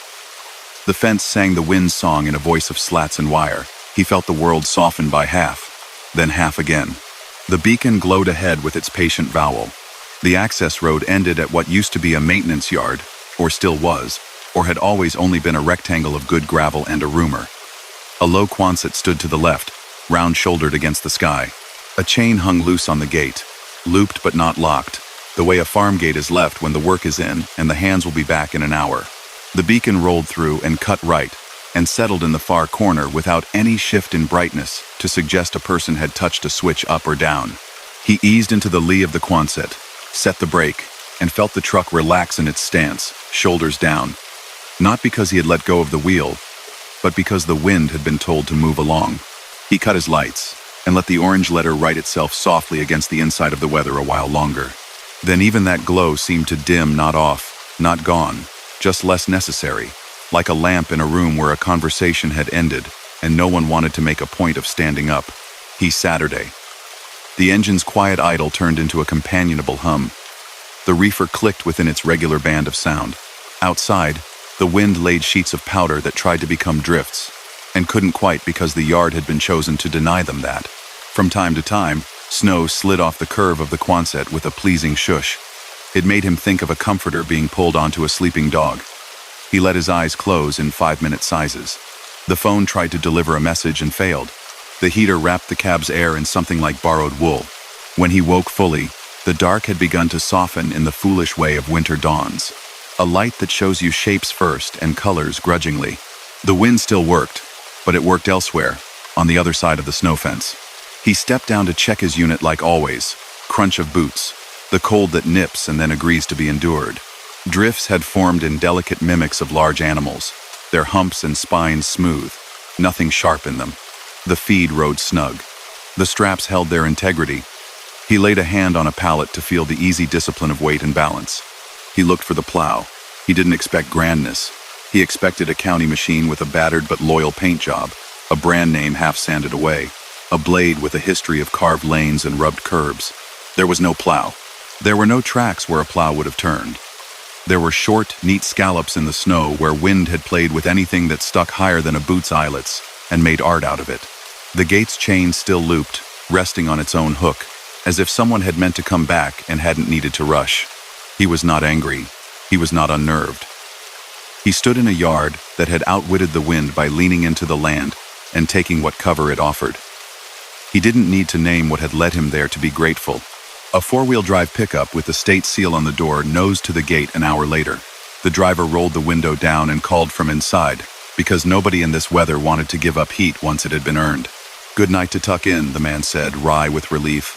"Main line shut down like a door for a few hours back there. Beacon brought me off," Cole said. He gestured with a mittened hand toward the far corner. "Figured plows were staging." The man in the truck looked over, squinting. "They staged at the yard west," he said. "Couldn't hold a line in this spot last night. Nothing but ground smoke. We don't put machines in here after dark. Too easy to bury one." "You run a beacon here sometimes?" Cole tried. He didn't want to sound like a child telling an adult about a bird that talked. He wanted to sound like a driver trading details so that another driver could use them later. The man shook his head. "No power to that Quonset anymore. We pulled the meter 2 summers back. Old place, though." He nodded with a kind of respect that men give to structures that have outlived their original excuse. "Has a pocket in the wind. Saved a lot of folks, a lot of grief, I'd bet. You get here on purpose. You likely did the right thing by accident." Cole accepted that description with the soft humor it deserved. "Gates past 138 look shut," he said. "That what you're hearing?" "Opened a half hour ago," the man said. "Plows carved a path. Sun's next on the schedule." He lifted 2 fingers from the steering wheel. "If you're rolling, roll easy. Lot of polite ice out there. The kind that says please before it tries to introduce you to the ditch." Cole nodded. He thanked the man for the check-in without making a show of it. He climbed back into the cab and took a minute to watch how daylight tries to inhabit a world that has arguments waiting for it. The blue reflectors, visible now without headlamps, made a tidy line along the right-of-way. In daylight, you could see that their stems were a shade of gray that almost blended into snow. You could imagine them unremarkable in summer. Now they glowed like chips of sky fallen into drifts. Out on the main line, the plows had left their signature 2 lanes with the ridged texture of a field raked by a patient hand. He merged when it was kind, not brave. The truck found the track like a coin finds the groove beaten into a pocket over years of habit. At a diner that pretended to be new and had been old for a long time, a blackboard listed the day's specials and the waitress called everyone on as if she meant it. Cole ordered eggs and toast and sat where he could see the door. A man in a knit cap with a beard that grew in patterns leaned on the counter and drew a map in the air with one finger, telling the cook where the drifts had been thickest as if that where was an address they both knew. Cole mentioned the maintenance yard gently. "Pulled in at the old Quonset last night," he said. "Wind behaved." The bearded man smiled with recognition. "Backbone yard," he said. "Old-timers call it that. Something about the way the dune forms on the north side keeps the rest of the place breathing. If you get a line on it in whiteout, you've got yourself a friend." "You've seen the plows stage there?" Cole asked. The man shook his head. "No staging there after midnight. No point. We teach the new folks to aim for the shoulder fence and the blue reflectors if they get caught, then crawl. Sometimes the snow throws you an orange hint, but there's no truck at the end of it." He poured himself coffee he'd clearly earned. "Old habit of the weather," he added, as if weather could develop rituals the way people do when they've been alive a long time. Cole thought about the orange vowel the beacon had drawn, and the way it had found a corner to sit in and soften, like a small stove in a cabin deciding it had done its shift. He didn't argue with local philosophy. He ate eggs and let his shoulders come down and texted the folks at dispatch a simple line, "Delayed for wind. Rolling again. All good." Later, when the sun lifted off the horizon like it had been put there too early and wanted to go back to bed, he passed a roadside sign that staked a story to the ground with bolts. "Blue Reflector Program," it said in polite text. "Pilot project to aid drivers in winter conditions. Maintain lane centering." The sign did not mention beacons or yards that hold the wind in a corner. It did not have to. The road kept some of its own footnotes. In the weeks that followed, when he crossed that long, carved-out plain again at night, and Snow thought about picking a quarrel, he watched for the blue and let it nod him along. If an orange pulse showed where the world had gone colorless, he didn't chase it. He allowed it to lead at a distance that let him make his own decisions. If a gate was closed, he accepted it. If an access road presented itself like a friend of a friend, he took the welcome and didn't overstay. He didn't tell the story to make it bigger than it was. He said a beacon led him to a pocket in the wind and a morning that arrived on time. He said the yard had done its job by existing where it did. He said the blue reflectors blinked like steady little hearts when the gusts lined up just so, and sometimes stopped at a station where the coffee had gotten good by virtue of time passing through it. He'd slide a small packet of hand warmers across the counter and say to the clerk, "If someone comes in ice through and asks where to tuck for a minute, tell him about the Quonset behind the fence on the county line." The clerk would nod like someone who had a list in their head of what to offer people and had just added a line in pencil. Once, in late winter, when the stars were needles again and the moon had a clean edge, he tried the yard in fair weather just to see what it looked like without the white. Grass tufts showed in the gravel. The Quonset's paint had dulled into a kind of kindness. The chain on the gate was looped as before. No meter on the side of the building. No mystery if you looked with a day eye. He walked a few steps and listened to nothing important. Then, as he turned back to the truck, a flicker of orange light touched the inside of the Quonset for a heartbeat, a reflection of a passing car, or the sun glancing off a bit of glass, or something else entirely. He didn't chase it. He tipped his cap toward the corner where his cab had been cradled once, climbed into his seat, and let the land have the last word. Story number 6. She took the coast road when the schedule put her there at night, because the causeway made the world simple. Water to both sides, a ribbon of concrete steady as a thought, lamps in a spaced procession that looked like beads on a string in the mirror. Inez hauled frozen vegetables, the reefer's hush a soft companion. The air was salt clean, the kind that puts a brightness in the mind, even when the sky has nothing to show. Out over the marsh, red eyes of channel markers ticked in a patient rhythm and the far glow of a town through a small, polite dome against low clouds.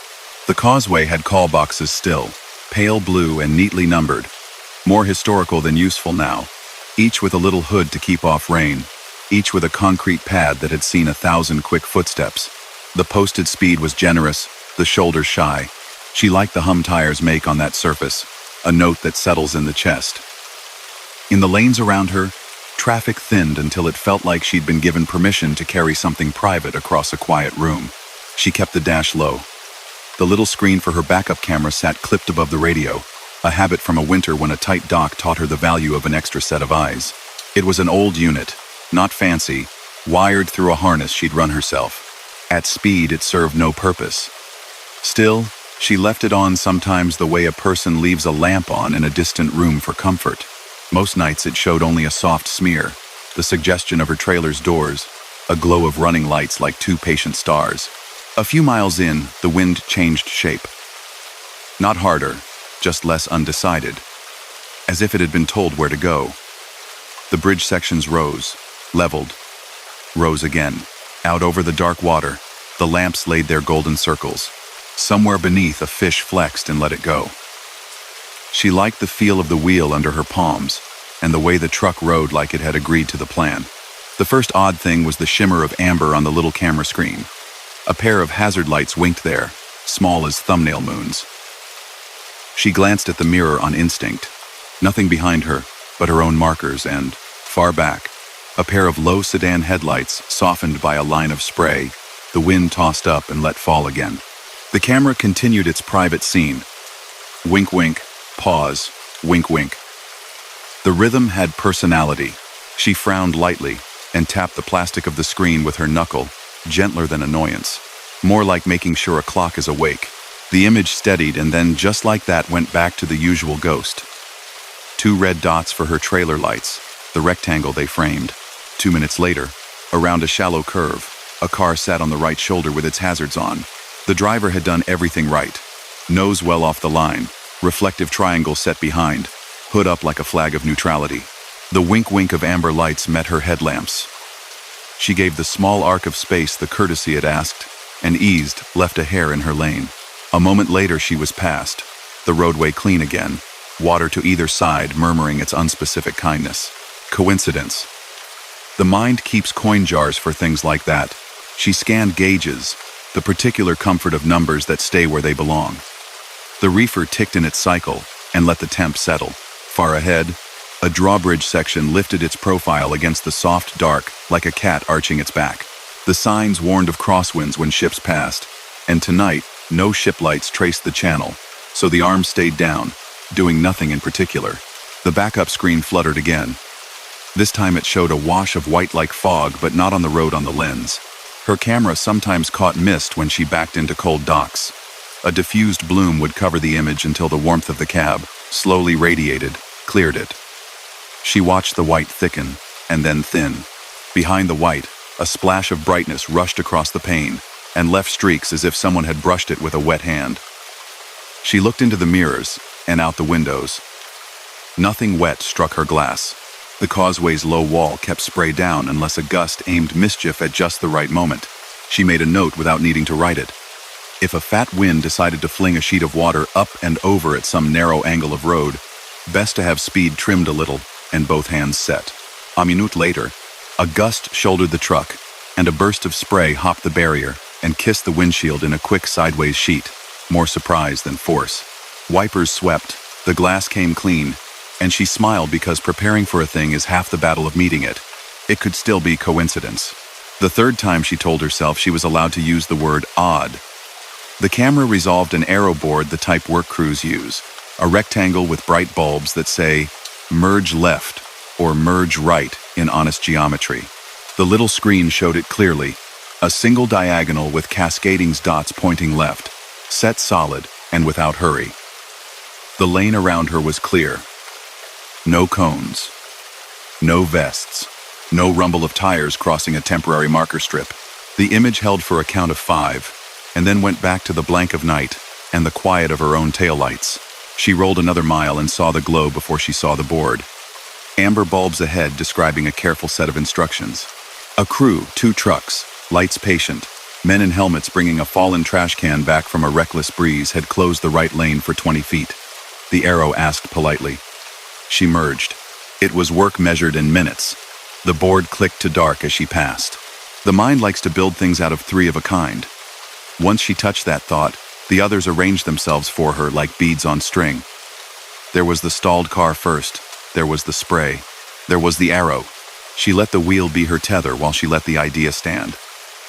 The backup camera seemed to be serving her pictures of the road ahead of her life by a short measure, not behind. Not a live feed of the real world that morning. A preview of very near future. The causeway offered no exits for a while. She decided she would catalog, not conclude. She set her timer to a quick double tap and, on the fourth incident, 3 bright cones appearing in the little frame, as if placed by neat hands, she started counting under her breath. It took 180 seconds for her headlamps to find those same 3 cones, arranged to gently edge traffic from a puddle that had climbed out of the lane and wanted to sit where it didn't belong. 3 minutes. The human mind loves any number it can fold into 3s. She did not speak that number aloud. Superstition didn't suit her, but mocking it didn't either. She let the number settle. She watched the screen. The backup camera did not become a sideshow. It did not fill with strangers' faces or flashes of drama. It began to show the smallest facts that waited for her. The shadow of a low branch that had blown onto the shoulder. A gull lifting from the barrier and throwing white for a heartbeat against the sensor. A dot truck parked nose, out at a refuge cutout, idling while its driver wrote something on a clipboard. Each time, the little unit offered a short, quiet advance notice, and then returned to its usual 2 red dots, like a theater curtain drawn back, and closed again on a scene everyone knew by heart. She tried one experiment. At the sight of an empty span on the screen, the exact pattern of lampposts she expected to reach in 3 minutes, she lightly tapped her brakes to throw a glitter of red at anyone behind. She made a slow ease of it, more reassurance than instruction. In the mirror, a pair of headlights behind her softened, their driver answering unconsciously. When the real stretch of lamps arrived, the car behind stayed a breath farther back, and when a seabird in the lane ahead decided life would be better in the air, the extra space made the adjustment for both of them feel like an agreed choreography. The wind thought about acting up and then changed its mind. Far-off new lights gathered at the next hump of bridge. The blue-white of a patrol. The amber of a maintenance truck. The patient red of a tow. She didn't tense. The camera showed a pattern she did not recognize at first. 3 small red lights, vertical, like a marching colon. For a second she thought railroad, then remembered there wasn't a crossing on the causeway. She let the picture sit. It vanished. A minute later, the real world offered its translation. The stern of a small workboat passing under the spans. 3 stern lights stacked in a tidy line like punctuation. The water around it moving in an oval ripple. She smiled. The camera had caught the boat as if it had been in her lane. Interference, she thought, but with what? The bay hosted all kinds of signals, marine beacons, bridge monitors, traffic loops speaking in their copper language, the stray whispers of old call boxes that still like to test their own line now and then. She had done the wiring herself. It was true. Perhaps she had made a small, beautiful mistake, the kind that results in a gift. Perhaps not a mistake at all. Perhaps the road had decided to give her a tool. The drawbridge segment ahead wore a sign with a phone number for the tender's office, the one people were meant to call if they had a problem aligning a mast with the space the sky could offer. She thought of the voice that would answer if she called not asleep, exactly, but deep in the quiet needed to lift and lower heavy things on time and without fuss. It made her feel looked after to know someone sat in a small green room above the channel, watching both water and concrete like a clock. The camera threw her one picture then that felt like a dare, a barrier arm horizontal in the frame, striped, reflective, a red lens under its end glowing like a coal. The arm looked close, as if it occupied her own lane. She checked the time without seeming to counting the minute carriage in the brain she'd used since she was a kid waiting for a kettle to boil. Then she set her speed down to a comfortable, polite approach, and let the world come. In 2 minutes, something unusual did arrive. Not a raised bridge, no ship asked for it, but a temporary stop under the span. Patrol had set a brief checkpoint of sorts for oversized vehicles, the sort of pause that prevented a bad story from being written. They were waving most through, but for a moment, an officer's hand went palm out in her lane. She stopped smooth. The barrier arm that her camera had offered was not there in the literal world, but the posture of the scene matched. An officer walked past each truck and looked at heights printed on papers, at loads strapped with good sense, at faces that matched ID photos by more than chance. When he reached her door, he lifted a hand in thanks for her patience, scanned the placard, matched it against a height board mounted to the side of the equipment truck, and waved her on with the crispness of a person who had made correct routine his craft. She rolled again. 3 minutes after the camera's barrier. 3 minutes of a temporary barrier of bodies and authority. Good enough for her. A rain began so fine it did not earn the name. The kind that makes the world reflective without calling it slick. The reefer hummed, like a careful friend. Somewhere to her right, the dark of the marsh widened and then narrowed as it met islands chained together by causeway like beads. She drank from the thermos in a small sip, timed to a straightaway. Then a different picture on the screen. A sign she knew sat near the mid-bay refuge area, the one where fishermen parked in the day, and people with cameras tried to catch the way a brown pelican folds itself into a spear when it decides the water can be pierced. The sign read, "Refuge pull out ahead" in steady letters. On her little monitor, it glowed with rain on it, the letters turning porcelain smooth. She counted again. When she came to the real sign 3 minutes later, a state truck had angled in with its bed gate down, and a worker in a reflective coat was stacking orange cones in a diagonal to slow the lane on approach. The message board said simply, "Slow, poor visibility." The worker's movements had the patience of someone building a temporary shelter. She put her signal on and eased into the refuge pullout with the small group of vehicles that had made the same decision. A few cars. A box truck. A refrigerated unit like hers. The area was designed to be a pocket, not a pen. No one was trapped there, but those who chose to wait could let the weather have its say without participating. She set her brake, the air released with that quiet pleasure that never got old. Outside the truck's glass, the rain made a tone against the metal that sounded like a sheet being shaken out gently on a bed. A man in a state-coated pickup cruised past and lifted 2 fingers to his cap. She returned the hello. He pulled up to the end of the pullout and turned his wipers to a calmer rhythm. After a minute, he stepped out, left his door open, and checked the cones. His reflective stripe caught in the amber flares like a small comet pausing at aphelion. When he passed her cab on the way back, she bumped the window down a couple of inches and asked, careful not to make him stand in the wet any longer than necessary, "Conditions lifting soon?" "Fog bank moving like a slow animal," he said, not bored, not excited. "We give it 10. Sometimes it remembers where it meant to go." He looked at her trailer, at the maker's plate near the DOT bumper. "You got a backup camera the old way," he observed, spotting the little wire by the hinge. "Good to have an extra eye. It's been informative," she said, choosing a word that neither confessed nor denied a strange story. "Any issues on the span?" "Just the usual shuffles," he said. "Fender benders at city end, but nothing that'll keep you long. Radio's quiet enough." He tipped his chin toward the bay. "Pelicans will land on the barrier if you're lucky. Like librarians with wings." He moved on. She smiled at the comparison. The quiet gathered. In the pullout, people did what people do when waiting together. Looked at their phones, checked the sky for signs of change, thought about whether coffee would be a good idea now or better later, and made small sounds that let anyone nearby know they were fine. The camera showed her something then that made her breathe in slowly and let it out like a measured step. 3 silhouettes on the rail, cormorant, dark, the pelicans the man had mentioned. In the dim glow of the causeway lamps, they looked like punctuation marks set by an amused editor. One turned and folded its beak into its back in a motion so smooth it might have been a trick. She watched the screen inside her cab and then turned her head. And 3 minutes later, the shapes there matched the shapes the device had whispered to her earlier. The birds held their station as if honor-bound to make the world predictable. She waited the 10 minutes. She waited 5 more for good measure. The rain softened in its thinking and became more a mist than a campaign. The state pickup rolled his cones back into the bed with that comfortable thrum of plastic thumping against lined steel. He waved those gathered back into the lane. She put herself in gear and checked mirrors, the human way. She checked the little screen, the gift way. Both agreed. Back on the causeway, the world looked new again in the modest way roads have of renewing. Wet turned to damp. Fog settled into polite layers that let lamps be lamps and not halos. The camera settled down too, content to be only an echo most of the time.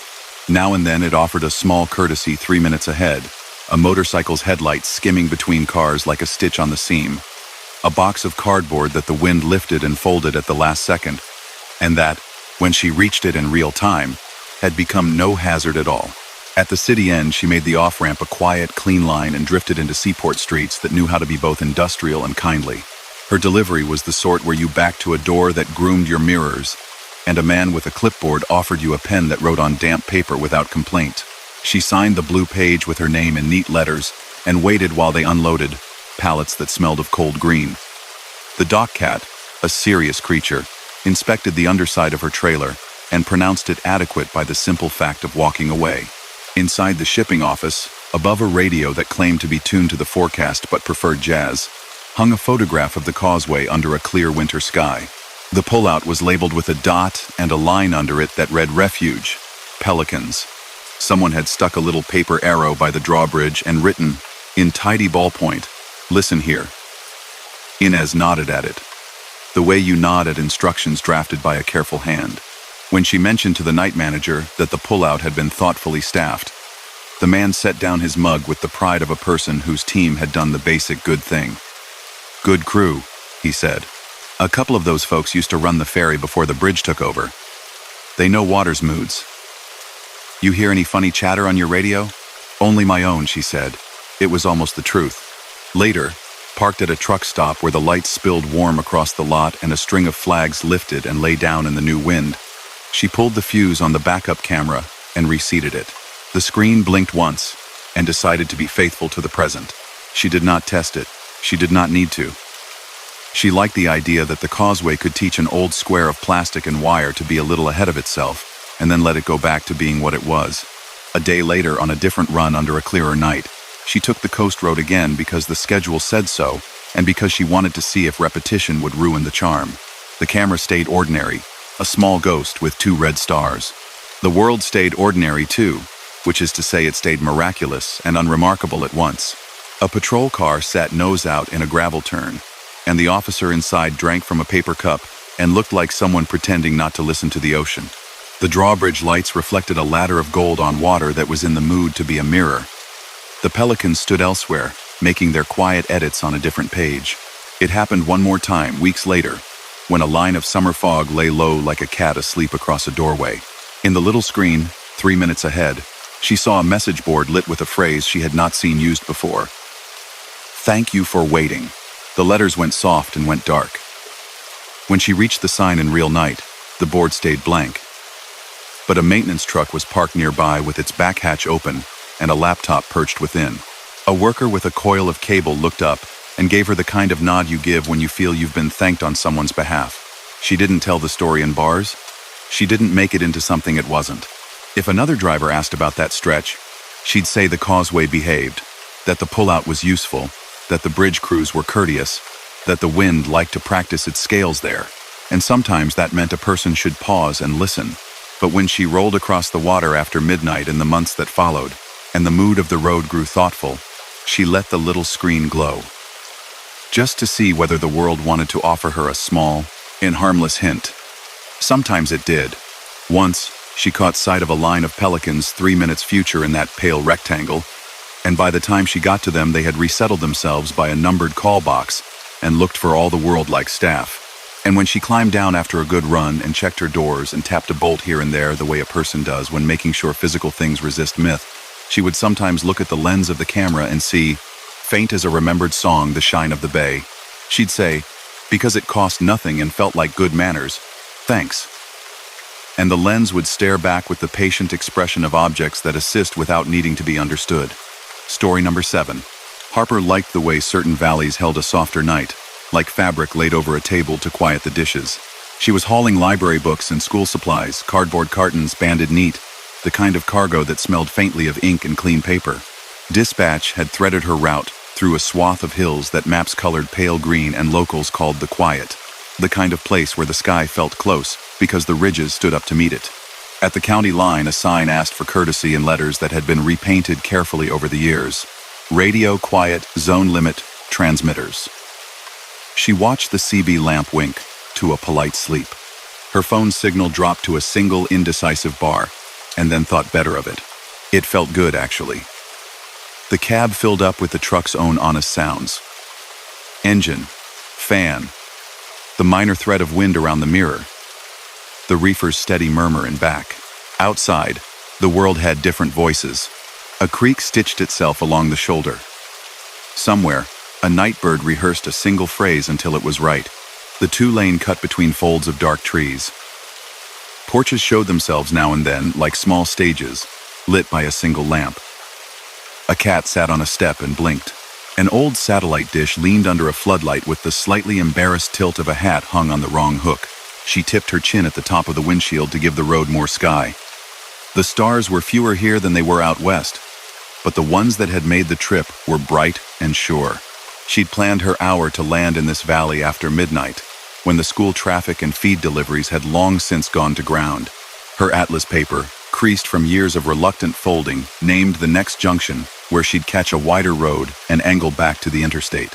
The GPS map, mostly a blank here, showed a ghost of it, enough to confirm habit, not enough to take over. She didn't mind. It felt like an older kind of driving, the kind where you let the curve of the land help. The first oddness wasn't a sound or a shadow. It was light, simple, and small. On a farmhouse to the left, a single porch bulb blinked. Long, long, short. It held still, then repeated. Long, long, short. A moment later, a yard farther down answered with the same little code, almost synchronized. Harper watched it the way you watch a conversation in a language you don't speak. You know the topic is weather or family, something practical, because of the way heads tilt and hands move.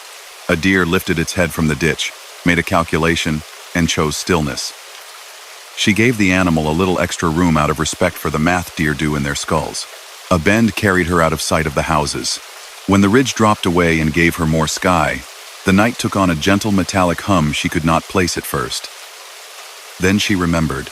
A radio telescope lives in this valley, a great pale bowl that listens for whispers most people never hear. She had seen it in daylight once, bright against the field like a moon that got stuck, and decided to become a farm implement. Tonight, she felt its quiet as a kind of agreement, not a rule.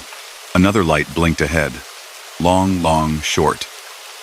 It came from a mailbox with a little solar cap, then from a fence post with a reflector stuck to it that caught her lamps and flickered in the same rhythm because the wind leaned a branch across the beam and lifted it away again. She couldn't prove that was why. She accepted it anyway. In places like this, repetition becomes meaning even if the sender is air. The road tightened along a creek, and the trees came in close, as if to say that for a mile or two, the truck and water would share what there was. Her headlamps laced the guardrail with light. She noticed the nails and bolt heads shining back whenever she crossed a certain distance, as if someone had polished them just enough to be more helpful. Her radio, sleeping on the hook, stayed honestly dark. At the bottom of a hill, a small bridge revealed itself late. It wasn't dangerous late. It was the kind of late that means now, not surprise. Her tires hummed a different pitch on old planks, then found asphalt again. Immediately after, the porch light of a little house perched like a songbird on a wedge of land blinked its long, long, short, and stayed on. The curtain in a front window moved once as if a hand had fixed it and left. She couldn't shake the thought that the valley was telling her the shape of itself one notch at a time. She thought of the shifts the road crews pull here. Without the chatter of radios and phones, they'd still have their work to do. When storms came, move the branches, set the sawhorses, clean the culverts. Maybe light was their shared notebook. Maybe neighbors made their own network with porch switches and hand signals passed down from one generation of watchers to the next. It didn't have to be anything stranger than that to be beautiful. The grade ahead wore a ribbon of fog low and pale, the kind that forms where cold air settles in a pocket because that's what the land wants. She brought her speed down a breath and let the truck breathe with her.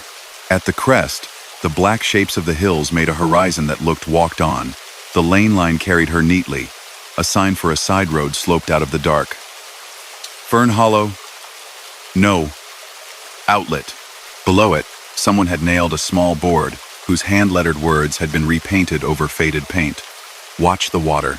She crossed another plank bridge, shorter than the last. The creek slid under it with the sound of blankets being shaken out.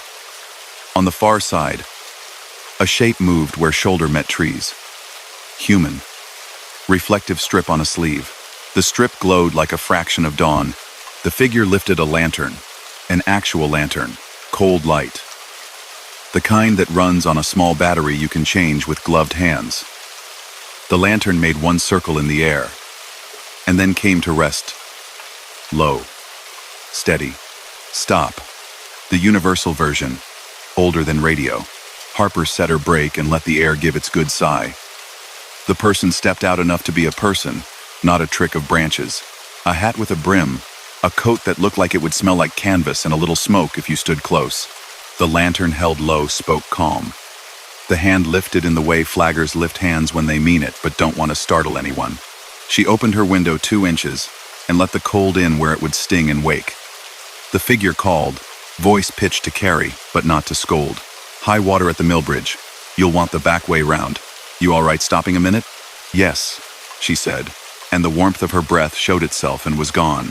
Appreciate it, the person said. The lantern came up enough to show a face that might have belonged to anyone in this valley lined by weather, softened by kindness, the eyes steady. You can't get a signal here. We put the light out. Back way's forgiving, but you'll go slow. Harper nodded. The lantern dipped, the gesture that passes for a smile when light is rare. What are you hauling? The watcher asked. Conversational, but not nosy. Not checking in the way an officer checks. Asking in the way a neighbor asks when they want to imagine what will arrive where you're going. Books, she said. Supplies for schools. Good cargo, the watcher said, like someone approving soup. Pull ahead easy. At the mailbox with the number 7, you'll see the light. Left there. Follow the reflector caps blue, then white, then blue. Keep them in the window of your right mirror. The field road is solid. We laid stone last fall. There's one narrow turn by the sycamore. Take it like you're walking beside a sleeping dog. When you see the long fence with nails shiny in a string, you're already back on county pavement. Harper repeated the instructions back not because she doubted, but because saying a path out loud makes it a kind of map you can carry in your mouth. The watcher listened with the patience of a person who does this with regularity and cares about the details.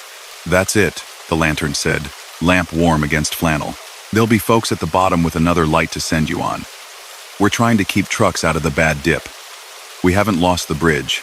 We just gave it a minute to feel important. The porch lights somewhere behind, somewhere ahead blinked their long, short, in a slow unison. Harper would have sworn it matched the lantern's pulse. She checked her mirrors, rolled her window up to a considerate inch, and pulled forward at idle. The person with the lantern stepped back, lifted a hand once, and disappeared a pace at a time. Not out of existence, but into the kind of ordinary that swallows details when you're done needing them. Mailbox 7 wore a pale blue cap like a small hat worn for church. The cap had a tiny solar panel on it, and a little cube of battery under the metal. The sort sold at hardware stores that carry everything. The light didn't blaze. It breathed. Left there, the wheel agreed, and the truck's long body followed. The right mirror caught blue, then white, then blue again, a pattern created by nothing more complex than painter's tape on reflector caps, chosen by someone with a good eye and patient hands. She kept those dots where the watcher had said to keep them and felt the field road steady itself under her. Gravel and small stone knit tight by frost and season. If she had needed the CB tonight, it wouldn't have hurt her. If she had wanted the phone to confirm anything, it would have shrugged its electronic shoulders. The valley offered a simpler instrument. Reflectors blinked, where they never had reason to blink before, because breeze moved branches, and the angle to her beams made the caps speak one after another. She followed the blinking along the hedgerow and thought about how an absence of radio, of constant instruction, had made room for a language of lamps and nails and steady hands. The sycamore to her right made a white column out of itself. Its bark lifted and curled like pieces of a map losing their glue. She took the turn. The way you step on a stair, you know by heart, but respect anyway. Nothing scraped. The trailer followed beautifully. A yard dog somewhere far barked twice, offhand, a note that said he had noticed and approved. At the bottom of the field road, the creek widened its tone. Water filled the low place the watcher had called the mill bridge, smooth and dark, and large enough in the night to borrow sky for itself. 2 sawhorses stood to one side, ready to block if morning saw the water confess a new plan. A second lantern waited at the bend. This one, set on the tailgate of a state pickup with the seal on its door. A woman in a reflective coat tapped the glass lightly with her knuckles to keep beads of rain from forming a skin over her view of whoever came. She lifted a hand when she saw Harper's rig appear out of the hedgerow, the same low, calm sign a person makes when they're shepherding guests down an unfamiliar hallway. "You found us," she said when Harper eased near enough for mouths and ears to do their work. "Good. You'll take County 11 up and round. It's half a mile of patience, then you'll be on something with paint again." "Sorry for the surprise." "Not a bit," Harper said. "Your lights talk well." The woman smiled in a way that said she had been part of a dozen nights like this one. "Phones go dumb here," she said. "Radios too. We got tired of standing in the road with our coats and our good intentions and hoping folks would see us. So we taught the valley to talk with what it already had. Porch switches, reflector tape, solar caps. You should see the show we can put on in fog." Harper pictured it and believed her without needing to see it. "There was a signal, long, short," she said, mostly to see whether she had imagined meaning where there was none. "Water ahead," the woman said. Long means prepare, short means confirm. Old-timers used it for fires long before we wrote it down. Kids set it up now. Scouts. A lady who runs the garden club. The boys who fix boilers at the high school. Everybody takes a corner. The pickup's radio, tuned to something local that still worked, popped and hushed as if embarrassed to be overheard. The woman shrugged amiably. "There's a repeater on the ridge that behaves, if you ask it nicely," she said. "But that light code doesn't need persuading." Harper rolled on when it seemed right. The road did indeed regain paint. The nails along a long fence caught her headlights and threw back a weak but earnest gleam spaced like pearls. The creek fell away. The hills opened their hands enough to let the sky stand taller. In her rear view, she watched the lantern's circle of brightness sink and rise, as if the pickup breathed in time with the water below. At the general store where County 11 met a route with ambitions, 2 wooden chairs sat on the porch facing out like guardians. The soda machine blinked its sold-out messages with the patience of something that had learned to wait out winters. A corkboard by the door held notices the season's last farmer's market, a lost glove seeking its mate, a flyer for a pancake breakfast. In the corner, someone had thumbtacked a sheet of lined paper, laminated a little crooked in plastic. "Night watch," it said at the top in careful block letters. Code key. Long, short equals water. Long equals tree down. Short equals stop. Steady equals all clear. At the bottom, in smaller hand, someone had written, "Thank you to the porches. If you see a light, be a light."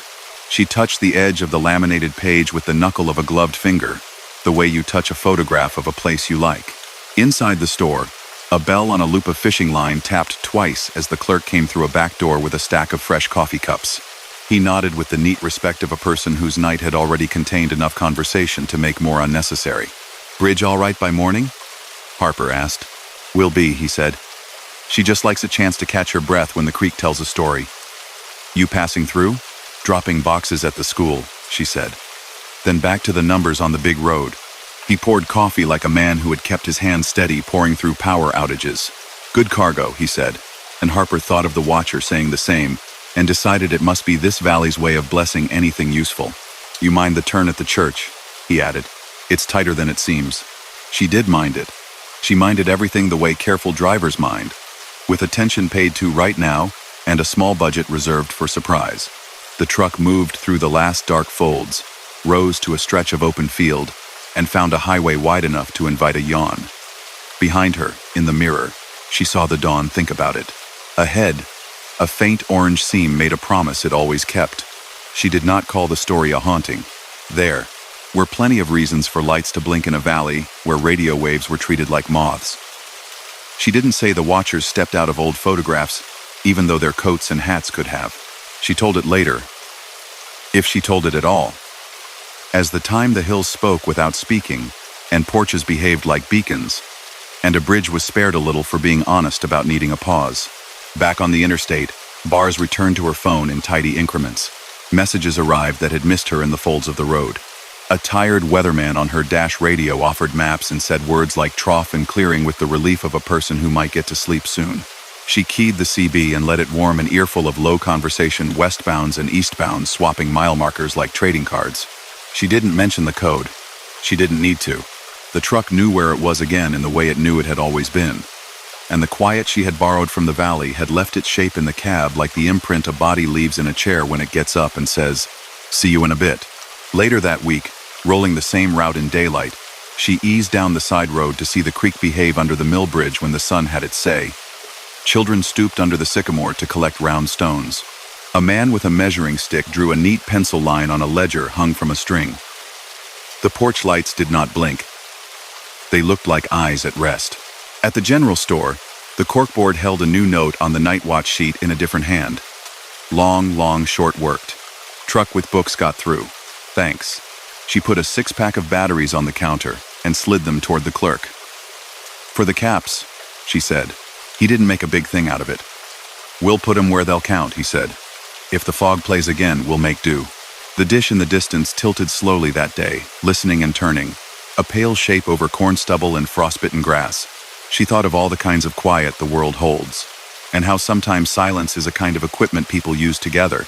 She pulled back onto the road when it seemed polite, let the hill accept her weight, and rolled toward places her signal would function again, counting herself lucky to have been somewhere that had learned to talk with light. As the hum of the highway fades and the stories fall quiet, remember some roads never let go of what they've seen. Out there, past the reach of the headlights, the dark still moves, waiting for the next driver to pass through. If you've made it to the end, you've earned your place among the fearless few. Don't forget to like this video, share your own eerie encounters in the comments, and subscribe to the Sleep Haunt, where every mile carries another secret through the night. Sleep well, if you can.